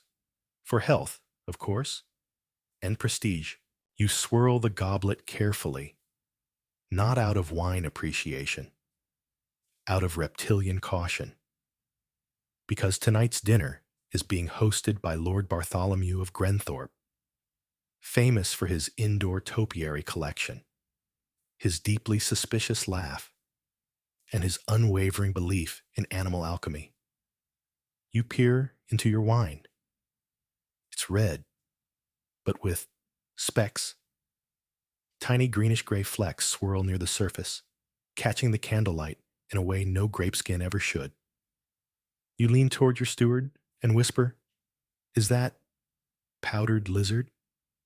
He nods solemnly, and a hint of frog jawbone. For digestion. Of course, for digestion. Mainstream historical fact. Medieval nobles, particularly those obsessed with personal health and mystical status, often consumed drinks infused with bizarre ingredients, believing them to hold magical or medicinal powers. This included powdered snakeskin, toadstones, which are actually fossilized fish teeth, crushed insects, and yes, powdered lizard. Fringe tidbit. One 14th century count insisted that drinking wine infused with dried gecko increased charisma and prevented betrayal. He served it at every council meeting. He was later betrayed by his own brother, who claimed he'd used toad powder instead. You lift the goblet to your lips, hesitate, and decide to pretend sip while dramatically contemplating the ceiling. No one notices. They're too busy debating whether powdered salamander or crushed millipede makes a better tonic for overambitious thoughts. Lord Bartholomew, meanwhile, is absolutely glowing with pride. He taps his ring against his goblet. This vintage, he proclaims, has been steeped with lizard scale and beetle shell for 42 hours. Perfect for aligning the spleen. There are murmurs of approval. Someone sneezes. You adjust your posture and try to look as though your spleen has just aligned meaningfully. The meal proceeds. Every dish has a feature. The soup, touched with snail mucilage. The lamb, dusted with phoenix ash substitute. Red, burnt cinnamon, and very expensive lies. The dessert, shaped like a frog, stuffed with almond paste and topped with a candied beetle to remind us of rebirth. You're chewing very slowly, and yet no one complains. Because for nobles, consuming strange things wasn't just eccentricity. It was a performance of control. The ability to digest the wild, the grotesque, the unknown, without flinching, was a mark of status. Fear herbs? You're a peasant. Reject powdered lizard? Clearly not spiritually evolved.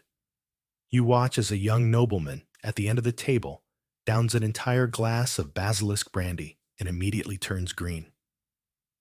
Ah, someone says. He must have unresolved mother issues. It tracks. You remember once trying a concoction called worm tincture, supposedly made from dried snake and fortified honey. You sneezed for 3 days, spoke only in Latin, and couldn't look at a spoon without crying. Never again. But Lord Bartholomew believes, so much so that he wears a pendant filled with tiny toad claws. He calls it his decision amulet. You accidentally touched it once and tripped over a goose 5 minutes later. He winked and said it was working. You never touched it again. As dinner winds down, he passes around a cordial, made with crushed newt eyelid and a hint of nettle. He smiles. To help with clarity during dreams. You say you're already too lucid. He looks impressed. Later, in the quiet of your room, you stare into your wash basin. You sniff your goblet. Still, something earthy, something judgmental. You pour it into the potted rosemary. If the plant explodes, you'll know you made the right choice. And yet, you wonder, is it really so different from today's vitamin shots? From mystery teas that promise clarity? From the cousin who swears by garlic socks for emotional immunity? Maybe we're all still drinking powdered weirdness.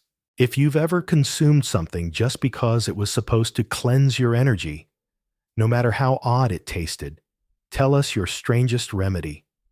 Bonus points if it contained lizard. Next, we descend into one of the more haunted corners of noble superstition, the underpants. Yes, specifically, garments cursed by tailors, haunted by ghosts, or sealed in drawers to prevent the return of unwanted spirits.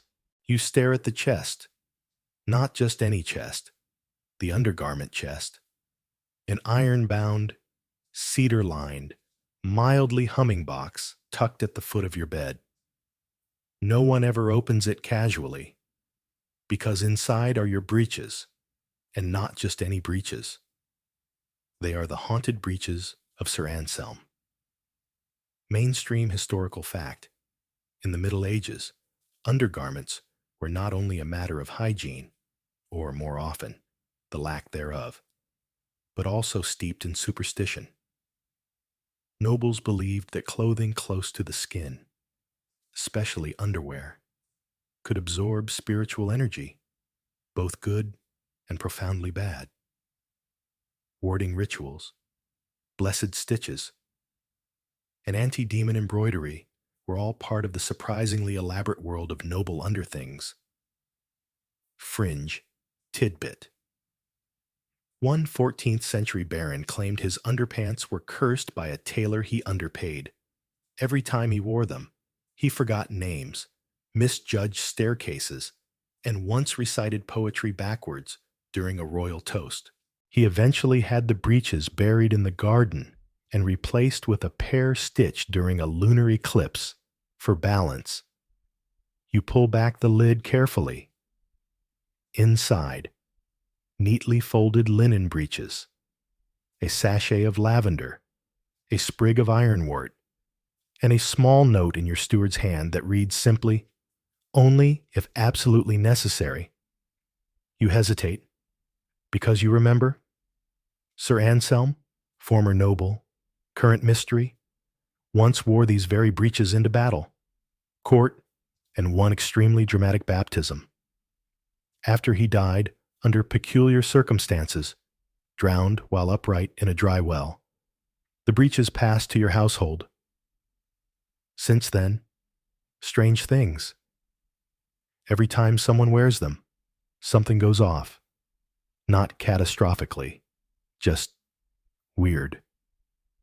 A servant tried them on once during laundry duty and spent the next hour speaking in rhyming couplets. Another claimed he saw a face in the crotch folds.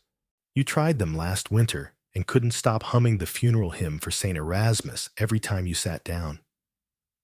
But they fit so well, which is part of the problem. You pick them up. They're surprisingly warm, too warm. You squint.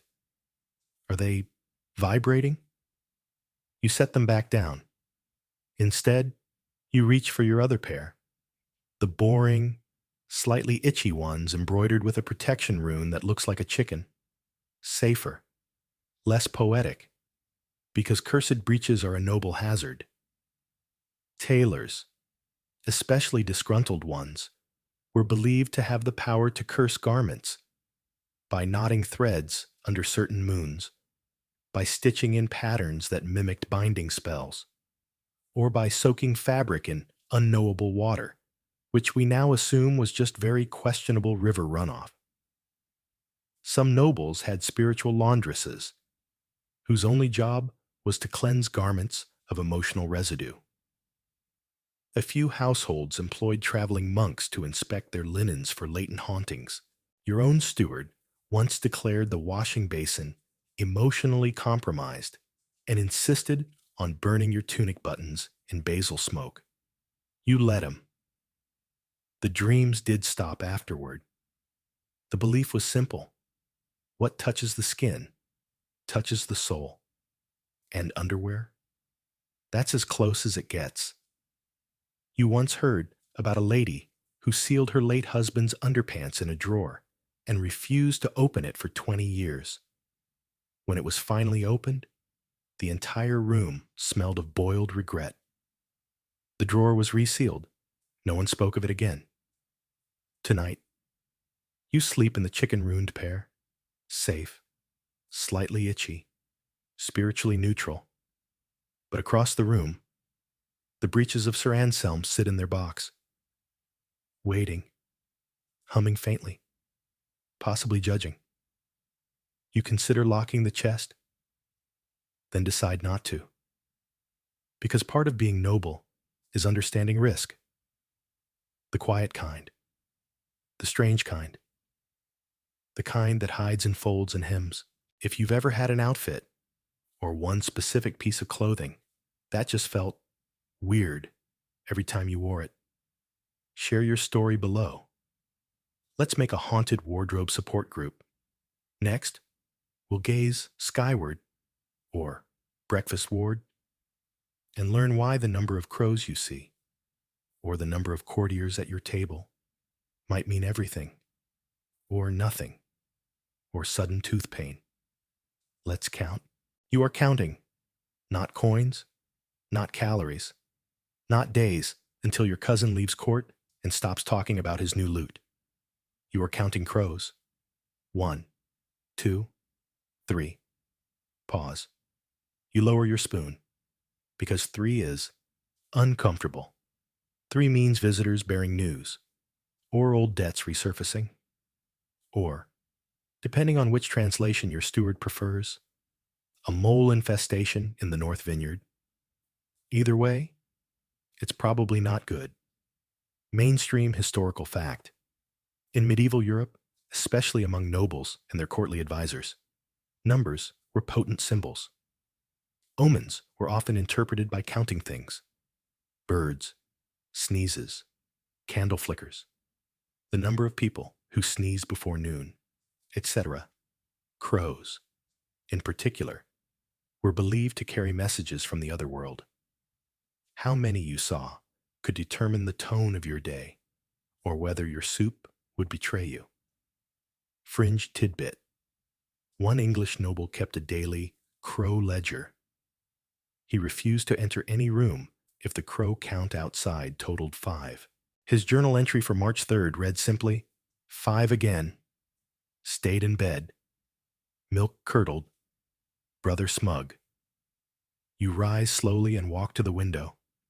The crows are still there, perched on the battlements like judges in feathered robes. A 4th joins. You exhale in relief. 4 means a gift, possibly unsolicited, possibly haunted, but still better than mole uprising. You return to breakfast. The hall is bustling. Stewards pass with trays of eggs. Scribes whisper over scrolls. A minor lord attempts to charm the queen by offering her a spoon carved from olive wood. She raises one eyebrow and continues chewing. You sit and begin counting people, because your chair has a clear view of the high table, and everyone knows the number of courtiers seated during the first bell of breakfast sets the tone for courtly energy. Today, there are 9. You inhale sharply. 9 is unsteady. 9 suggests a secret is being kept, or that someone has recently stolen something minor but meaningful, like a jeweled spoon, or someone's dignity. You glance at your steward. He's wearing a new hat. At the far end of the table, a scribe drops a fork. A clear omen. You scribble a note to cancel the planned pheasant hunt. Too risky. The crows agree. Yes. You know this all sounds ridiculous, but you're not alone. Your aunt refuses to eat if her bread has an odd number of holes. A baroness once threw an entire feast into the moat because her chair was one of 13. A visiting prince travels with a cushion sewn from exactly 33 rabbit whiskers.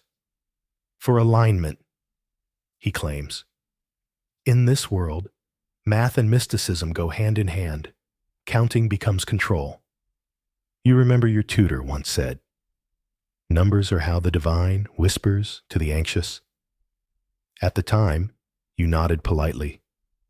Now, you count everything. How many times your candle flickers? How many figs arrive on your plate? How many pigeons fly eastward before dusk? You even count your size, just to be sure. And the numbers speak. They whisper. They warn. They roll their eyes in crow language when you try to ignore them. Back at the window, the crows take off. 4 black wings slicing the air. You finish your breakfast and quietly remove 1 scone from the table, bringing the number down to 8. Safer, balanced, less likely to invoke dreams about being chased by tapestries. Your steward notices, nods. Good move, my lord. Of course it was. If you've ever avoided something or chosen something because the number felt wrong, let us know your weirdest lucky or unlucky number. We won't judge. We'll just count. Next, we explore the noble obsession with echoes. Yes, literal echoes. Why 1 too many can mean your castle is listening, and possibly judging your marriage. You speak just once. Soup, please. And the room responds, soup, please, says the wall. Soup, please, echoes the stairwell. Soup, soup, whispers the fireplace like it's slowly losing faith in the concept. You pause mid-request, spoon in hand, and glance upward. There it is again, your own voice, folding back into itself like a nervous swan, repeating from places you didn't expect, didn't authorize. You sit back. The steward leans in. Echoes again. You nod. They've gotten bold. He frowns. They weren't here yesterday. Exactly. Mainstream historical fact. In medieval noble circles, echoes were not merely acoustic curiosities. They were seen as signs. Echoes in castles, especially those with stone chambers and vaulted ceilings, were interpreted as messages from the spirit world, divine commentary, or even sentient architecture. If a phrase echoed too clearly, or repeated unexpectedly, it was believed the castle was listening. Fringe tidbit. The Duchess of Stravengard kept an entire room where she whispered insults to her mirror just to test the echo. If it responded more than once, she called off meetings. Her nephew once tried to prank her by repeating her in falsetto. He was never seen again. He was seen, but he was reassigned to goat duty in Iceland. You rise slowly and say, "Thank you." The walls reply, "Thank you. You. You." You frown. That's 4 echoes. 4 is too many. 2 means curiosity. 3 means approval. 4, interference. A courtier whispers, "Might be the new drapes, or the ghost of the accountant." You consider both. Equally plausible. This isn't new. The architecture of noble life is full of pockets of sound. Stone hallways that bounce syllables, turrets that carry whispers, and libraries where pages turn a bit louder than they should. Some believe these echoes are stored emotions, trapped in mortar and dust. Others say it's just acoustics. But you know better. Last spring, your argument about oat taxes echoed 3 times, then once a day later, in a different hallway. Unprompted. The oat tax passed anyway, but you still walk faster near that corridor. Tonight, as you wander the castle, you test it. Peace. You whisper. Peace. Peace. Figs. Figs. Regret. Regret. You pause. The last echo didn't sound like you. You clear your throat. Tea with honey. Silence. You nod. That corridor has always been emotionally balanced. Back in your chambers, the queen is humming softly. You notice she's chosen a room with high ceilings, thick curtains, and no echo at all. Intentional? You heard the dining hall? You ask. She nods. I wore my echo ring. You glance at the signet on her hand, a carved obsidian circle, said to mute the house's gossip. You've considered getting one, but they're pricey. And you've already invested in anti-soup mirroring bowls. There are beliefs around what kind of echo means what. A high echo. Approval from the ancestors. A low echo. Jealousy from nearby nobles. A repeating echo that fades into a whisper. A forgotten promise. No echo at all. The house is sulking. You once visited a castle where nothing echoed. Not voices. Not footsteps. Not even clapping. Everyone there walked like they owed the walls an apology. Still gives you chills. Echoes, to nobles, are not accidental. They're feedback. Did your words land well? Echo. Did you overstep? Echo.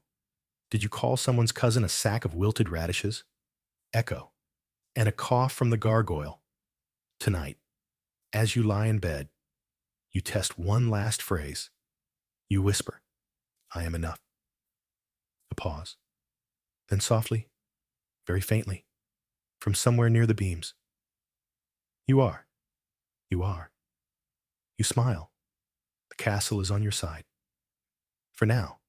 if you've ever shouted into a room, or even just the void. And listen carefully for what came back. Tell us, what did you hear? Maybe someone else heard it too. Next, we enter the gardens at dusk, where nobles fear not wolves or bandits, but ferns that face the wrong direction and flowers that bloom too quickly. Supernatural botany awaits. You're standing in the garden. Well, sort of the garden.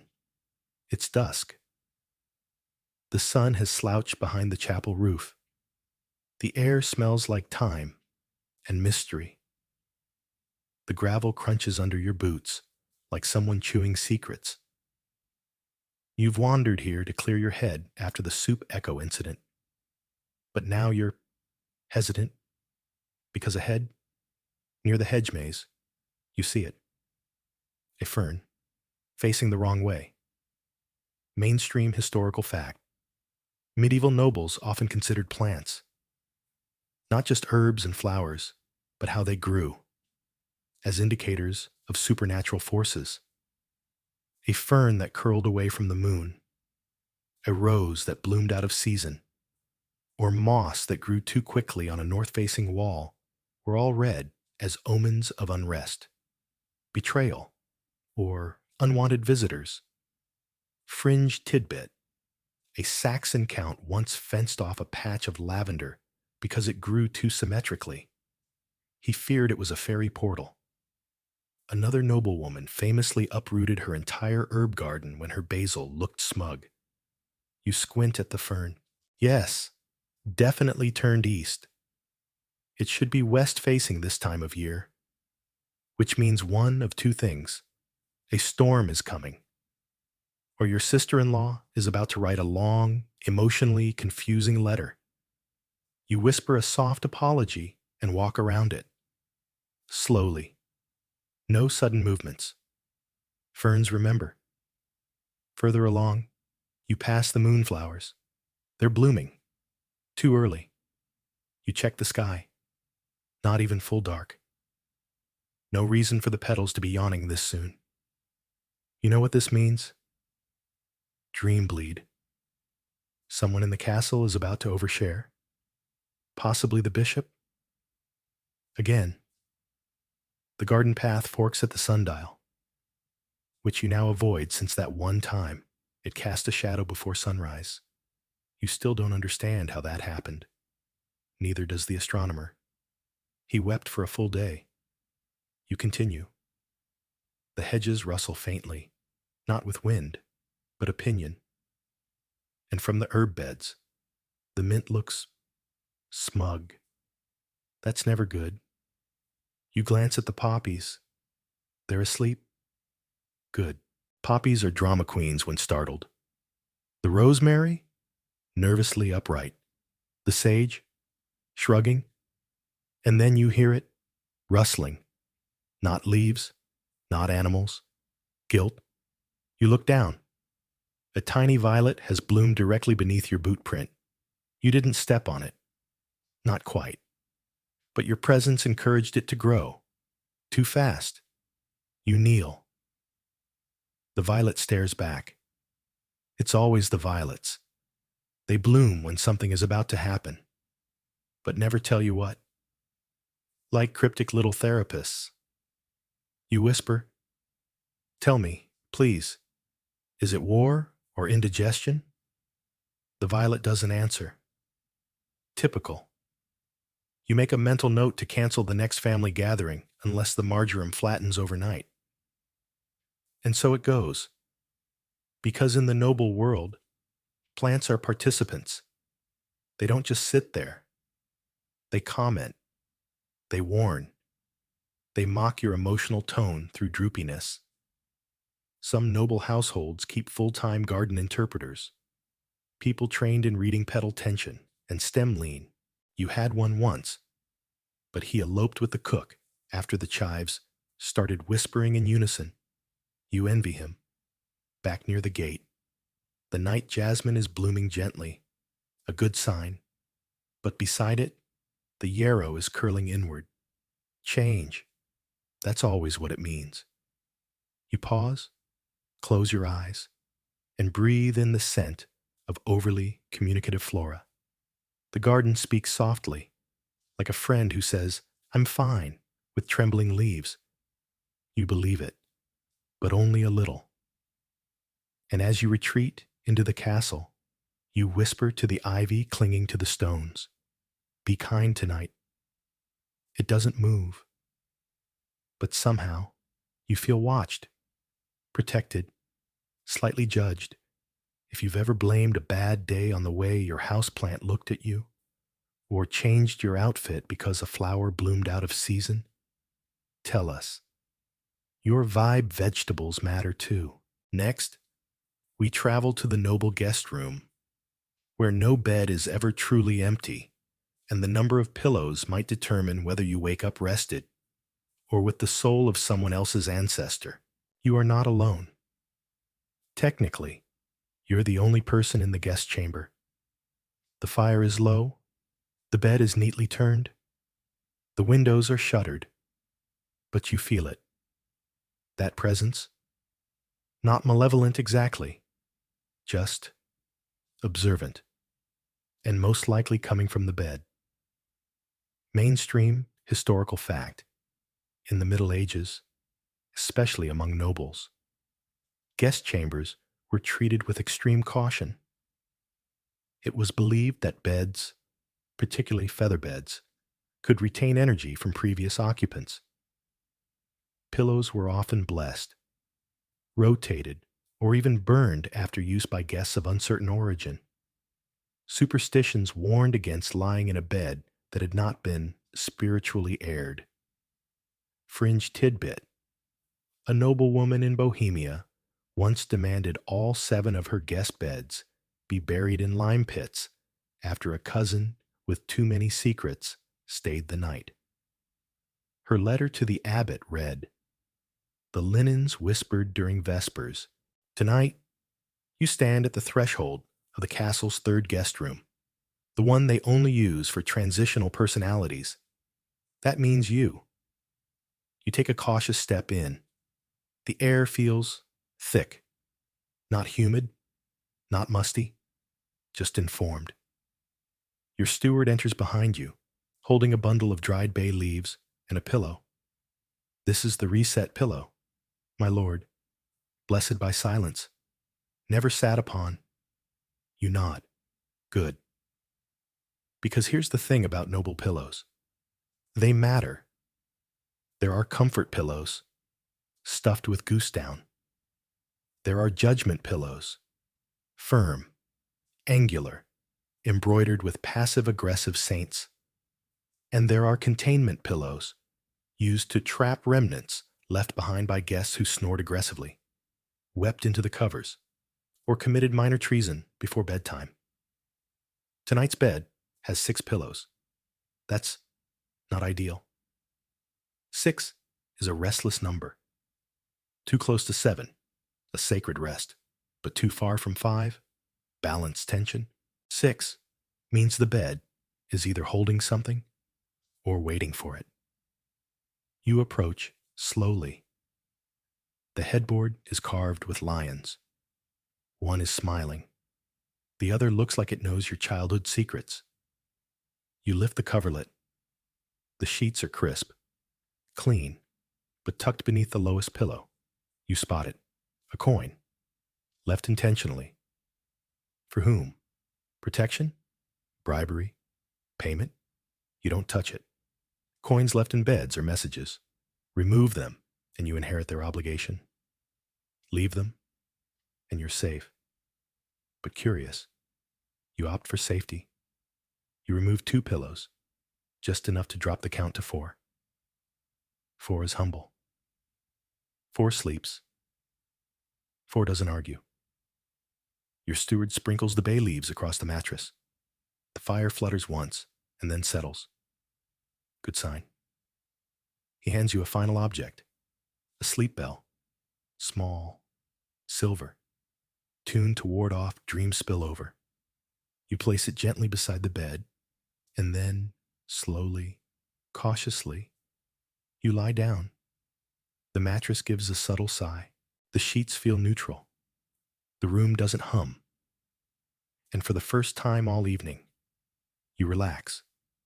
But still, you keep one hand on the bell, because nobles know that beds hold more than bodies. They hold histories. That night, you dream of a garden you've never visited, full of pale lilies and softly snoring doves. When you wake, there's a faint impression on the pillow beside you. You didn't place one there. You do not ask questions. If you've ever slept in someone else's bed and felt like the room had opinions, tell us. We're not saying you were haunted. We're just saying, so is that pillow. Next, we rise with the sun, or pretend to, and explore the superstitions around yawning, stretching, and the danger of waking up too energetically. Because in a noble household, how you greet the morning may determine the rest of your life. You wake up, but you do not stretch. You do not yawn. You do not fling open the shutters.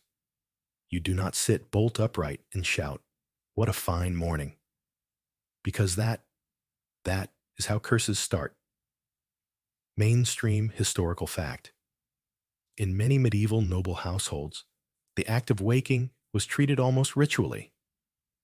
Movements upon rising were meant to be slow, deliberate, and respectful of the spirit realm, the weather gods, and one's own dreams. A sudden, overly energetic awakening could be interpreted as arrogance, or worse, an invitation for misfortune. Fringe tidbit. A Breton lord once awoke by sneezing and yawning at the same time. That afternoon, his horse ran backwards, his stew boiled dry without fire, and a traveling monk told him, "Your aura has elbows." He never yawned again without apologizing. So, this morning, you blink, then pause, then blink again, just to be sure the ceiling isn't moving. It once was long story, enchanted moth tapestry. Your first movement is a toe twitch, then the other foot, then a cautious ankle flex. Your steward has left a cup of lukewarm mint tea by the bed, a delicate brew meant to ground the jaw. You sip it slowly, because opening your mouth before tea is considered aggressive. The air is quiet. The bed, mercifully, hasn't rearranged itself. You slide to the edge and place one foot on the floor. You murmur the traditional morning grace. May my joints be willing. May my thoughts be still. May nothing surprise me before breakfast. You exhale. Good. Because noble waking isn't about enthusiasm. It's about stealth. You're not just waking up from dreams. You're sneaking past them. Yawning too hard might let a dream cling to your throat. Stretching with your arms above your head, that opens your crown path. And if the castle's in a bad mood, it might toss in a ghost. You remember the time your cousin jumped out of bed and did 10 enthusiastic jumping jacks for health. He spoke fluent owl for the rest of the week. This is why many nobles wake up sideways, rolling gently toward the wall, whispering 3 questions to themselves. Is the sun real today? Do my elbows feel cursed? Is the cat watching? You glance. Yes. Agatha the castle cat is perched silently on your armoire, blinking in slow judgment. That means it's safe to stand. You shuffle to the wash basin, muttering phrases like, "Let me not startle the air. No sudden truths. This is only a body returning to itself." You splash your face with water steeped in rose and salt. Not too cold. Ice shock invites rebellious thoughts. Not too warm. Comfort is for post-lunch. Not pre-sock. By now, the castle is beginning to stir. Soft footsteps in the corridor. A cough. A lute string being tuned. Poorly. You pass your mirror, still covered with its nightcloth. You do not peek. Not before third bell. Why? Because the face you wear upon waking might not be yours yet. There's a theory that nobles are between selves in the first hour of waking. Not truly the person they were, not yet the person they'll be. Looking into a mirror too soon risks locking in someone else's day. You once met a lady who did it accidentally.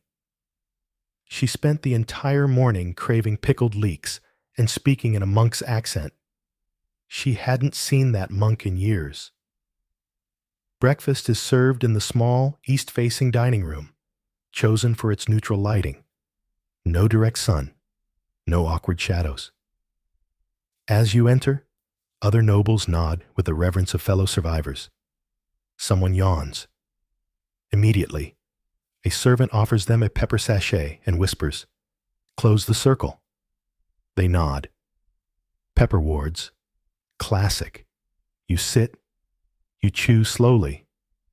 The scones taste like don't make eye contact yet. Perfect.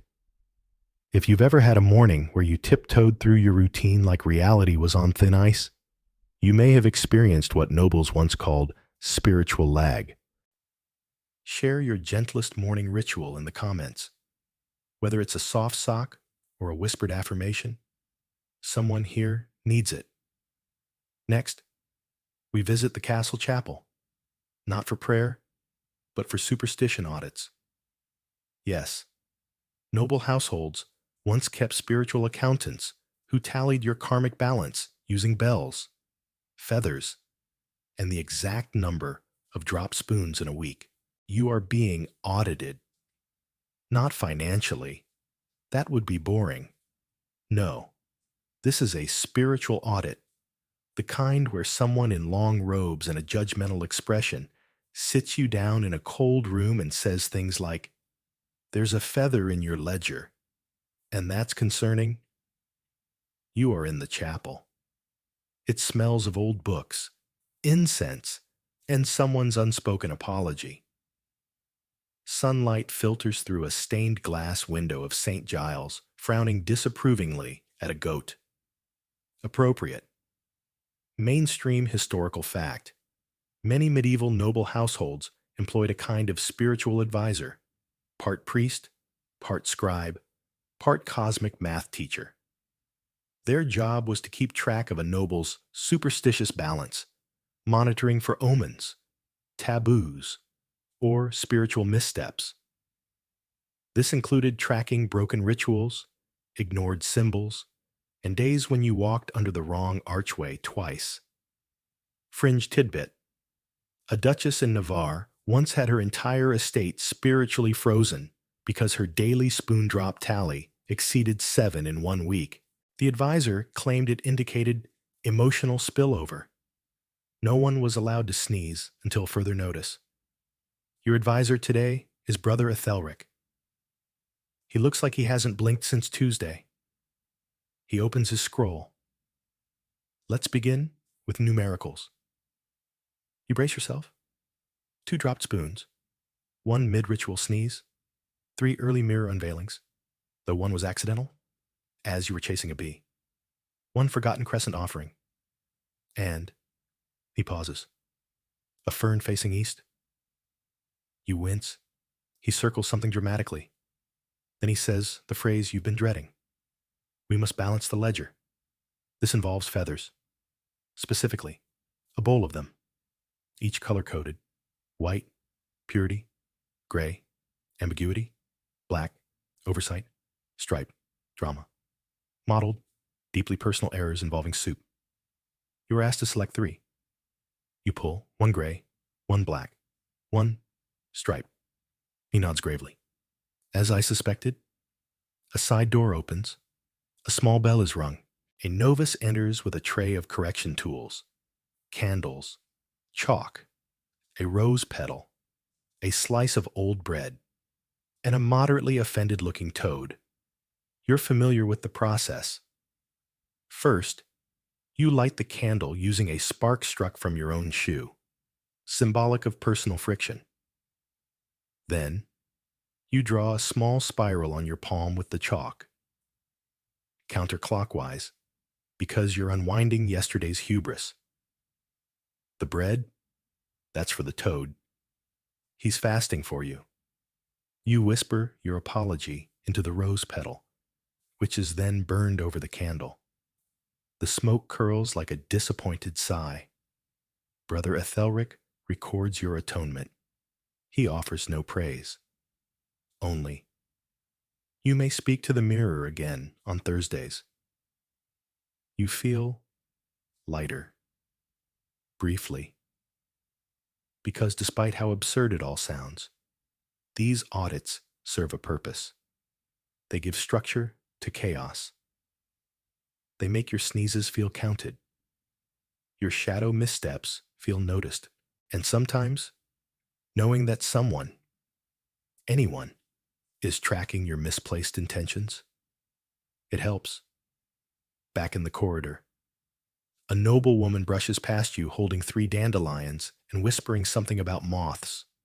She looks stressed, probably under review. You nod in solidarity. You check the chalk spiral on your hand. Faint, fading, but still there. Later that day, you drop a spoon. It doesn't clang. It lands softly. Maybe the ledger's already adjusting. If you've ever kept a personal tally of spiritual slip-ups, accidental rudeness, skipped rituals, that one time you knocked over a crystal, tell us, what do you do to reset your vibe?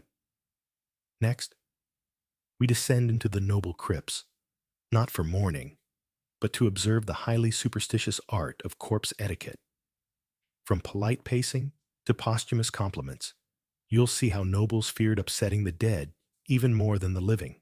You are walking very slowly, down stone steps, into the cold, into the quiet, because tonight is corpse visit night. Not because someone died recently. No. This is just your monthly appointment to check in on the ancestral vault and make sure nothing has shifted. Mainstream historical fact. In the Middle Ages, especially among nobles, it was common to keep elaborate family crypts beneath castles or nearby chapels.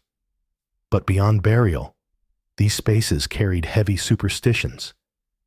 Nobles believed that the dead required ongoing social respect. Visits, compliments, offerings, even updates on estate affairs. Failing to maintain this etiquette was thought to invite hauntings, bad dreams, or political collapse. Fringe tidbit: a baron in Austria kept a detailed calendar of when to compliment each ancestor. If he skipped Great Aunt Hildegard's bones, his castle's plumbing failed. Every single time, your boots echo softly. The torch in your hand flickers with mild anxiety. You've brought the correct items, one small bell, to announce your presence. A bag of rosemary sprigs, to appease the particularly dramatic uncle in niche 7, and a fresh piece of cheese as an apology to cousin Norbert. You borrowed his saddle once and never returned it. At the landing, you pause. The air is cool, damp, and very informed. You ring the bell, a soft chime. You murmur, "It's me. I'm still ruling. I haven't embarrassed the name since the last incident with the soup." No reply. That's good, because the dead don't whisper unless provoked. You step forward. The crypt is organized, thankfully. Your family believed in clear signage, each niche labeled, slightly poetic. You pass: Reginald, who whispered too much; Adelaide, who knew better; Francis, who didn't die of guilt but should have. You kneel briefly at the central slab. Your great-grandfather, Duke Theobald the mostly reasonable. You offer him the rosemary. You say nice things about the wine harvest. His candle, tucked in a small recess, flickers rightward. Approval. Nice. You continue your rounds. Some bones are chatty, not audibly, but spiritually. You just feel it. The shift in the air. The way your torch dims slightly when you forget to mention someone's birthday. Others are more chill. Lady Imelda, for instance, died at 104, reportedly saw death coming and made him tea. Her skull sits contentedly, with a dried rose between the teeth. No haunting in years. You finally reach Norbert, cousin, poet, suspicious writer. You place the cheese carefully at his feet. Sorry about the saddle, you whisper. The shadows in the alcove flutter once. Forgiven? Maybe. You sit on the bench near the exit, placed there for reflection and snack breaks. You eat a fig. You think about your own future slot in this crypt. You've already picked it. Third alcove on the left, between the aunt who predicted weather through migraines and the cousin who turned everything into a metaphor. You've asked to be buried with a bell and a note that says, "Check the soup first." As you stand to leave, you follow the final steps of corpse etiquette. Walk backward 5 paces. Don't speak after the 5th step. Tap the bell once to close the visit. You do all 3. The air behind you tightens, then relaxes. The crypt accepts your exit, and you breathe again. Because in noble culture, respect doesn't stop at death. If anything, it starts there. You've seen nobles whose fortunes crumbled because they ignored ancestral rituals. One count refused to visit the family bones. A month later, his roof caved in and his cheese curdled in 3 languages. Coincidence? You doubt it. Back upstairs, the castle feels warmer. Your boots are less echoey. The portraits don't glare as hard. The dead are content. For now. If you've ever talked to a photo of a relative or whispered an apology to someone long gone, drop a candle emoji in the comments. The ancestors are watching, but gently. Next, we arrive at a party. Finally. But of course, even a noble feast comes with rules of omen, timing, and fork placement, especially when seating charts predict betrayal. You are seated at the feast, but not comfortably, because your chair is at a mathematically cursed angle. You try not to stare at the fork. It stares back. Mainstream historical fact. Medieval nobles approached banquets not just as meals, but as elaborate spiritual obstacle courses. Seating arrangements, the direction of first bites, the position of forks or knives. Each had its own superstition. Being placed next to someone with ambiguous luck could doom your week. Forks, pointing due north, might attract disappointment. Knives, near fruit, deeply scandalous. Fringe tidbit, a French marquis once refused to eat with anyone who had recently mourned a goose. He claimed the grief lingered on their cutlery. His table always had 3 empty chairs, for luck and emotional ventilation. Tonight's gathering is a celebration of alliances, which in noble speak means everyone suspects everyone else and wants to see how drunk they get. You scan the room. 26 guests, even number, 4 corner seats, all filled. No mirrors facing the soup. Good. You glance down at your plate. It's an antique with 3 tiny cracks. 3 cracks? Davri, light gossip energy? Fine, as long as no one spills anything green. Your spoon sits slightly crooked on its napkin. You resist the urge to adjust it. You know better, because shifting utensils before the blessing invites contradiction. That's how the Duke of Valence got cursed with eternal foot odor, and it wasn't even his spoon. The host stands, raises a glass, speaks the blessing.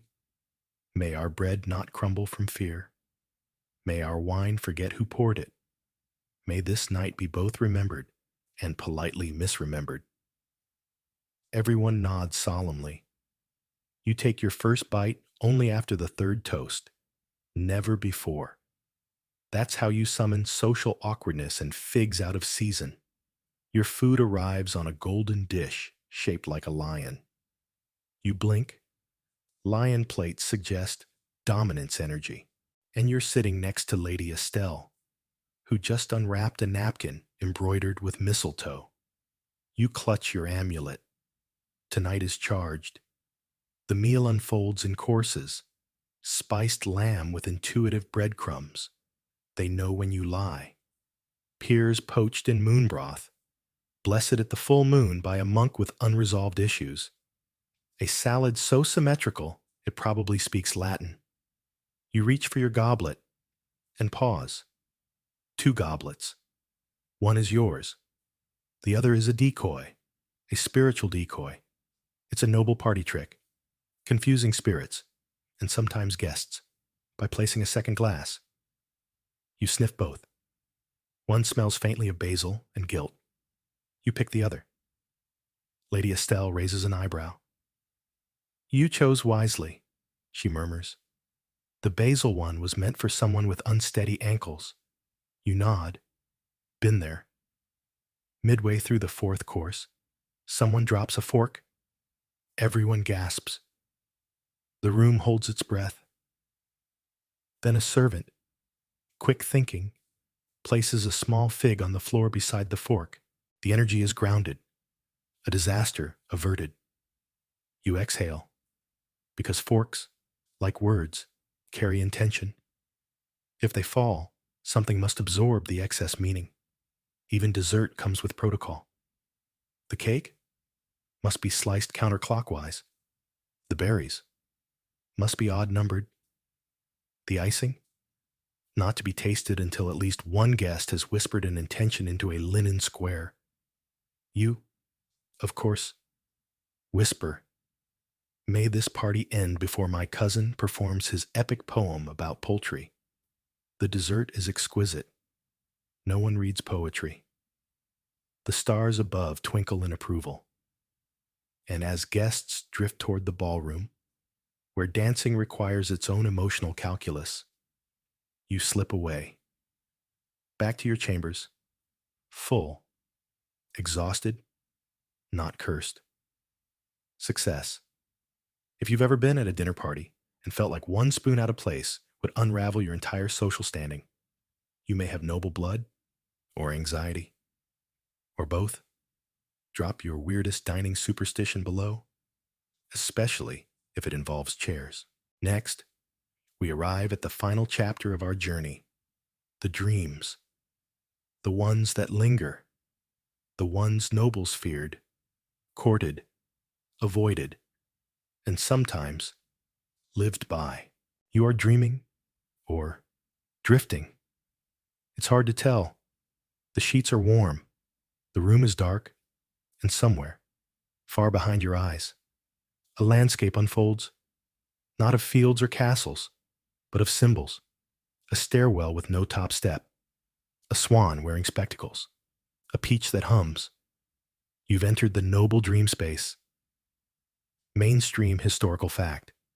In medieval noble culture, dreams were taken seriously, dangerously seriously. Dreams weren't private.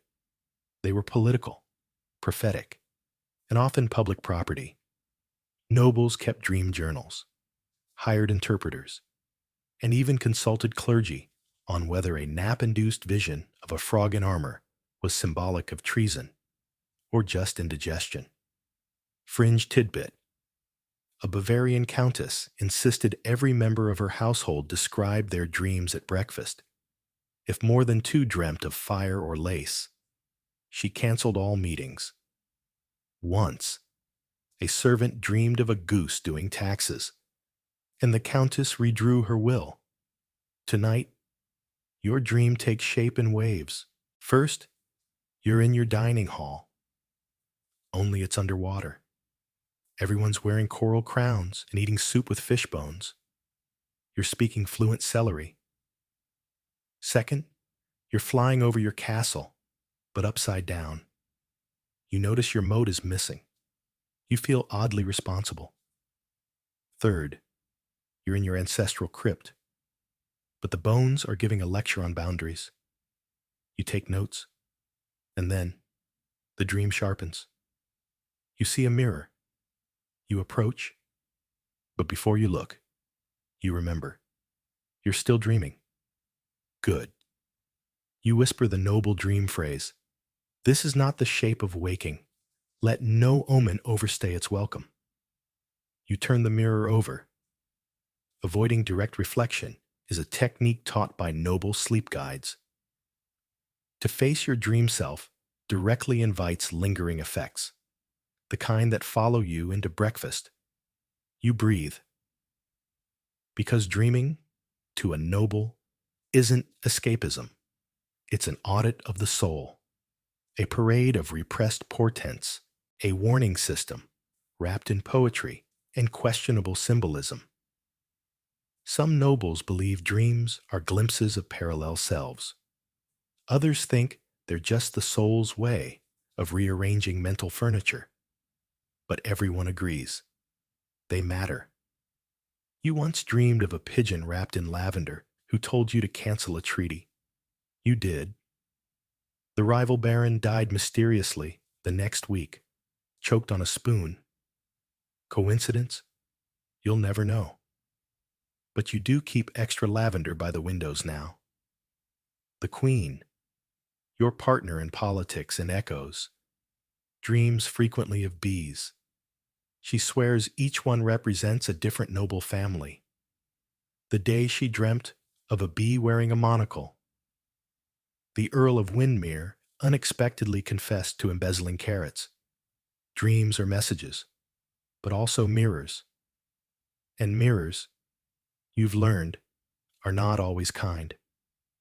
In your dream now, a voice, faint, distant, asks, "Have you made peace with your shoes?" You don't know what it means, but you nod solemnly. The voice is satisfied. You drift further. You see a clock with no hands.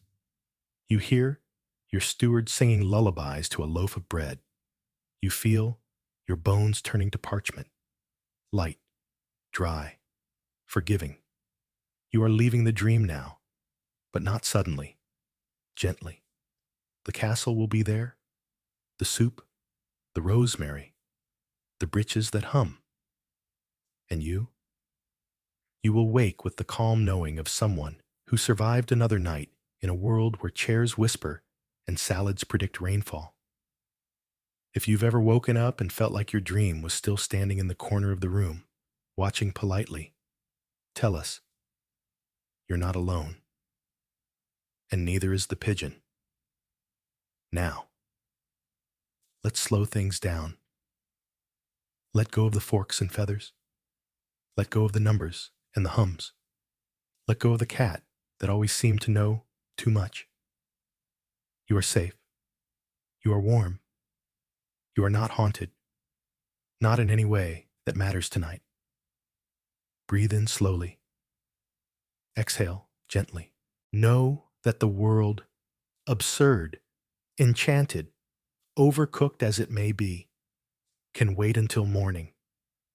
Tonight, your dreams are yours alone, unmeasured, uncounted, unjudged. Sleep well, noble soul.